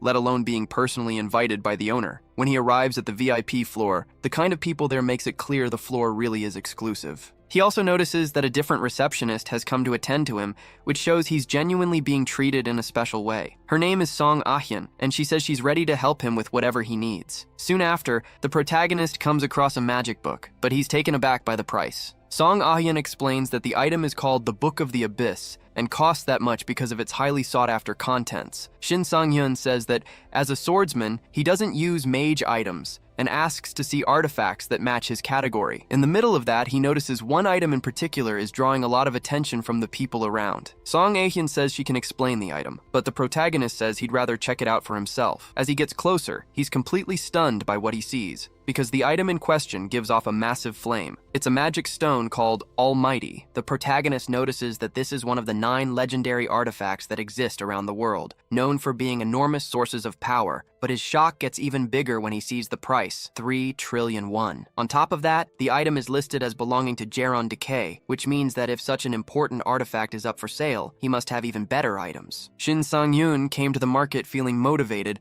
but now he feels like a small fish in a sea of sharks. He keeps walking through the exclusive floor, but every item he sees leaves him stunned by the price. Even the cheapest artifacts cost more than he can afford. In the middle of that, he's recognized. The guy introduces himself as Jung Junhyuk and asks if the protagonist is looking for something specific. Right away, the protagonist recognizes that name and thinks that in the future, this guy becomes quite well known after gaining an ability called Perfect Storm. Jung Junhyuk says he's not there just to buy, but also to sell, and that he has an artifact that doesn't match his abilities and would love to pass along. He reveals the Ring of Life, an artifact with a passive effect that increases mana, and asks if Shin Sang-hyun is interested. Seeing that, the protagonist wonders if this guy is trying to use the market's direct exemption system on him. Unlike other markets, this one has an unusual system that uses a direct transaction exemption. Normally, items sold there generate 5% in revenue for the market, but when one adventurer deals directly with another, that fee isn't charged. The protagonist thinks the ring would be pretty useful for his abilities, but he knows something that good won't come cheap,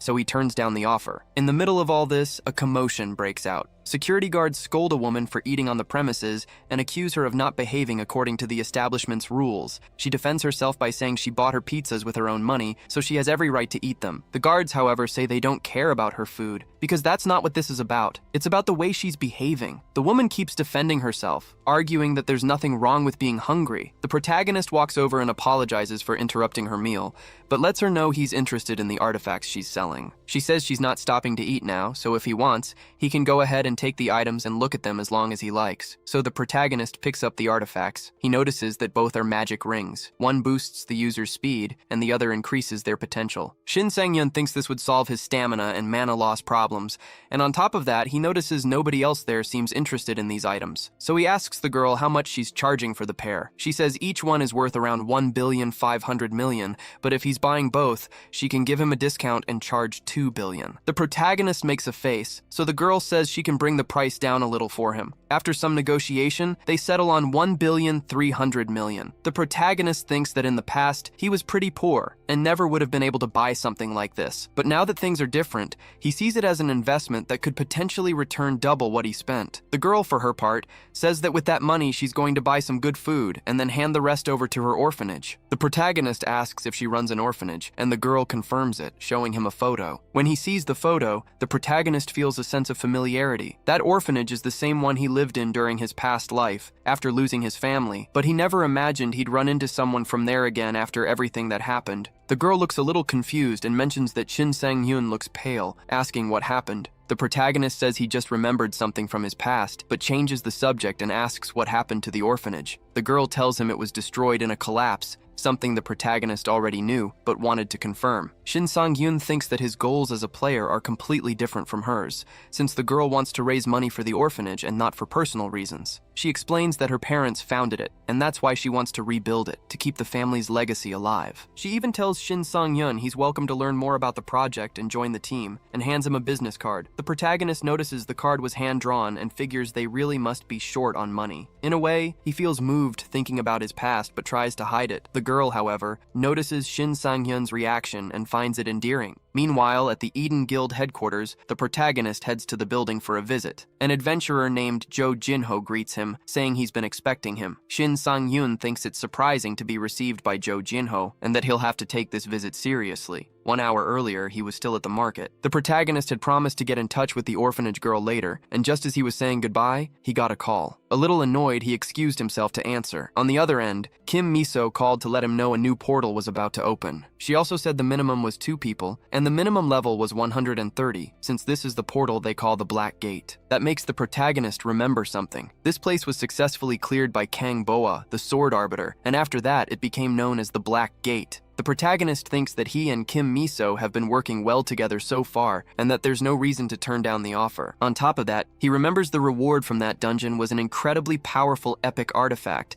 though he can't recall the details. Either way, he immediately agrees to go, knowing it'll be worth it. Back in the present, he made his way to the guild building to meet up with Kim Miso, and he's not thinking about what he left behind at the market anymore. Jo Jinho asks if something is bothering him. Shin Sang-yun says no, and the two keep moving. Along the way, Jo Jinho mentions that Kim Miso is in a meeting with the guild leader and will come see him afterward. But he says that if he wants, they can spend the time in the training room, and points out that it's a rare opportunity since not everyone gets to use it. The protagonist, for his part, feels the atmosphere of the place shift. Jo Jinho says he goes through that every time too, but tells the protagonist to make himself at home. As soon as he walks in, the protagonist sees someone already using the room and says they shouldn't interrupt. In the arena, Shin Taeri is training. Once again, she has a golem as a practice dummy, and she's not holding back since she always takes her fights seriously. But this time, she has an audience. Jo Jinho says he had the training room reserved and asks why Shin Taeri is there. She looks a little confused, and even more so when she sees Shin Sang-gyun in the building. Shin Taeri says she hasn't seen him in a while and asks what he's doing there. The protagonist says Kim Miso invited him again for another raid. Shin Taeri sarcastically remarks that the protagonist has been getting pretty close to her friend lately. She notices that Jo Jinho is getting visibly nervous, so she says she'll leave them to it, but that she wants to train with Shin Sang-yun in the future and will reach out later. After that, Jo Jinho says they're finally alone and can get some practice in. He then asks if Shin Sang-yun is up for a duel. The protagonist wonders if he's going to be challenged by everyone in the Eden Guild,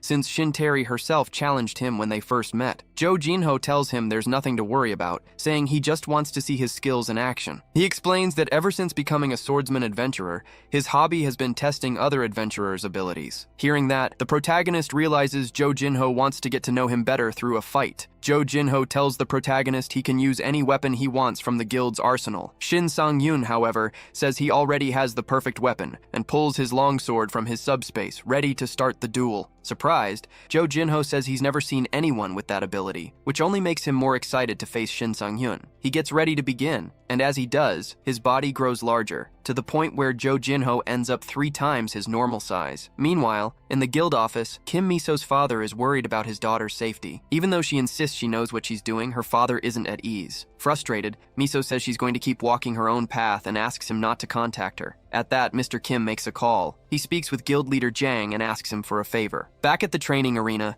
Jo Jinho says he's about to find out everything he needs to know about Shin Sang-yun, and he can't wait. After activating his combat mode, Jo Jinho asks if the protagonist is ready. Seeing what his opponent has done, Shin Sang-yu thinks this is the first time he's seen an Eden Guild swordsman in giant mode. He knows Do Gyungsu is the benchmark among swordsmen, but not everyone can replicate his style, so many don't even try. Fully focused on raw strength, believing that was the only answer, those people kept training their bodies and pushing their power. Shin Sang-yu himself was one of them, and yet he wonders who truly stands at the peak of strength-based sword fighting. There's no single consensus worldwide, but at least within Korea, Jo Jinho is one of the strongest, largely because of that unique ability of his. Even as the swordsman meta shifted, he held his ground perfectly. With that in mind, the protagonist feels a rush of excitement at the thought of facing such a powerful opponent. Jo Jinho, on the other hand, says he likes Shin Sang-yu's confidence and hopes he proves his worth during the fight. The protagonist notices that just by raising his sword, his opponent sends out waves of wind pressure. He figures the right move is to meet force with force. Jo Jinho isn't holding back, because he knows the protagonist won't hold back either. Shin Sang-yu, for his part, knows he has to be careful. He's not up against an ordinary opponent, so he can't afford to make mistakes. Then Jo Jinho attacks with a burst of power, but the result surprises him. He didn't hit Shin Sang-yu. Instead, his attack was blocked. Jo Jinho is genuinely caught off guard by the protagonist's sharpness, not just because he blocked the attack, but because he chose to do that instead of going for some complicated strategy. The protagonist then says it's his turn to attack. Jo Jinho realizes that by letting himself get surprised, he left himself open, and that could be dangerous. The protagonist winds up and attacks with tremendous force, the impact reaching even the surrounding area. Even after taking the hit, Jo Jinho is glad to see the kid isn't holding back. At first, he thought Shin Sang-yu was just another show-off, but now he realizes how wrong that conclusion was. Either way, he knows he can't back down now. He compliments the protagonist's attack and says that normally, a regular adventurer would be blown apart trying to block one of his strikes, but he can see the kid is tough. Still, he says a real man doesn't need to be modest, and he wants to see what Shin Sang-yu is still keeping in reserve. Jo Jinho apologizes in advance. Even so, he says he can't hold himself back when it comes to fighting, because he sees it as disrespectful not to go all out against any opponent. The protagonist thinks about how this is the same attack Jo Jinho used to save countless lives during the second collapse, which would have happened 20 years from now. And that same relentless barrage of meteors summoned by spellcasting monsters is about to come crashing down on him. Jo Jinho says this technique is still incomplete, which is why he doesn't use it often, but standing in front of Shin Sang-yu, he feels like he has to give everything he's got. The protagonist thinks that what Jo Jinho calls incomplete is already more than he can handle. Even using all of his power, he knows he can't defend against this attack, so Shin Sang-yu knows he needs a plan. His strategy is to strike at the flank where his opponent's force is least concentrated. It's a ridiculous strategy, but he thinks it's all he has. The protagonist knows this attack is the equivalent of more than 700 adventurers striking at once. But even if it sounds crazy, he's going to see it through to the end. After all, that's what he's been doing ever since he came back, and he wants to turn the impossible into reality one more time. Not too far away, Kim Miso is walking while turning a few things over in her mind. She's a little down about what happened between her and her father, but she tells herself she needs to shake it off because she's about to meet up with Shin Sang-yu. Then she and everyone else in the building feels a tremor. Everyone assumes it's an earthquake, but Miso knows the shaking came from the training room. Alarmed, she heads over there, convinced this can only have something to do with Shin Sang-yu. When she arrives, she can barely see anything through all the smoke. She wonders what on earth happened in there. Jo Jinho says Shin Sang-yu keeps surprising him because he didn't expect him to face such a powerful attack head-on. The protagonist thanks him for the compliment, but admits he didn't come out of it unscathed. Jo Jinho tells him not to worry, since the guild has doctors who can take care of him. Even though he's pretending to be fine, Jo Jinho was affected too. But what's really bothering him is the fact that a newcomer is operating at the same level as him, a seasoned adventurer. The moment their swords clashed, Shin Sang-yu's technique showed no hesitation or inexperience whatsoever, which doesn't exactly fit the image of a rookie. Either way, Jo Jinho thinks the protagonist is strong, but still has a long road ahead of him. He thanks Shin Sang-yu for accepting the duel and says it gave him a lot to think about. He also says that after this, no one in the Eden Guild will doubt Shin Sang-yu's abilities. The protagonist then asks if that was some kind of entrance test for the Eden Guild. Jo Jinho confirms it was, but says the protagonist has the potential for more, and invites him to join his secret club, exclusive to men. Right then, Kim Miso cuts in. She says she only asked Jo Jinho to welcome Shin Sang-yu, not try to kill him. Then she asks if he's lost his mind.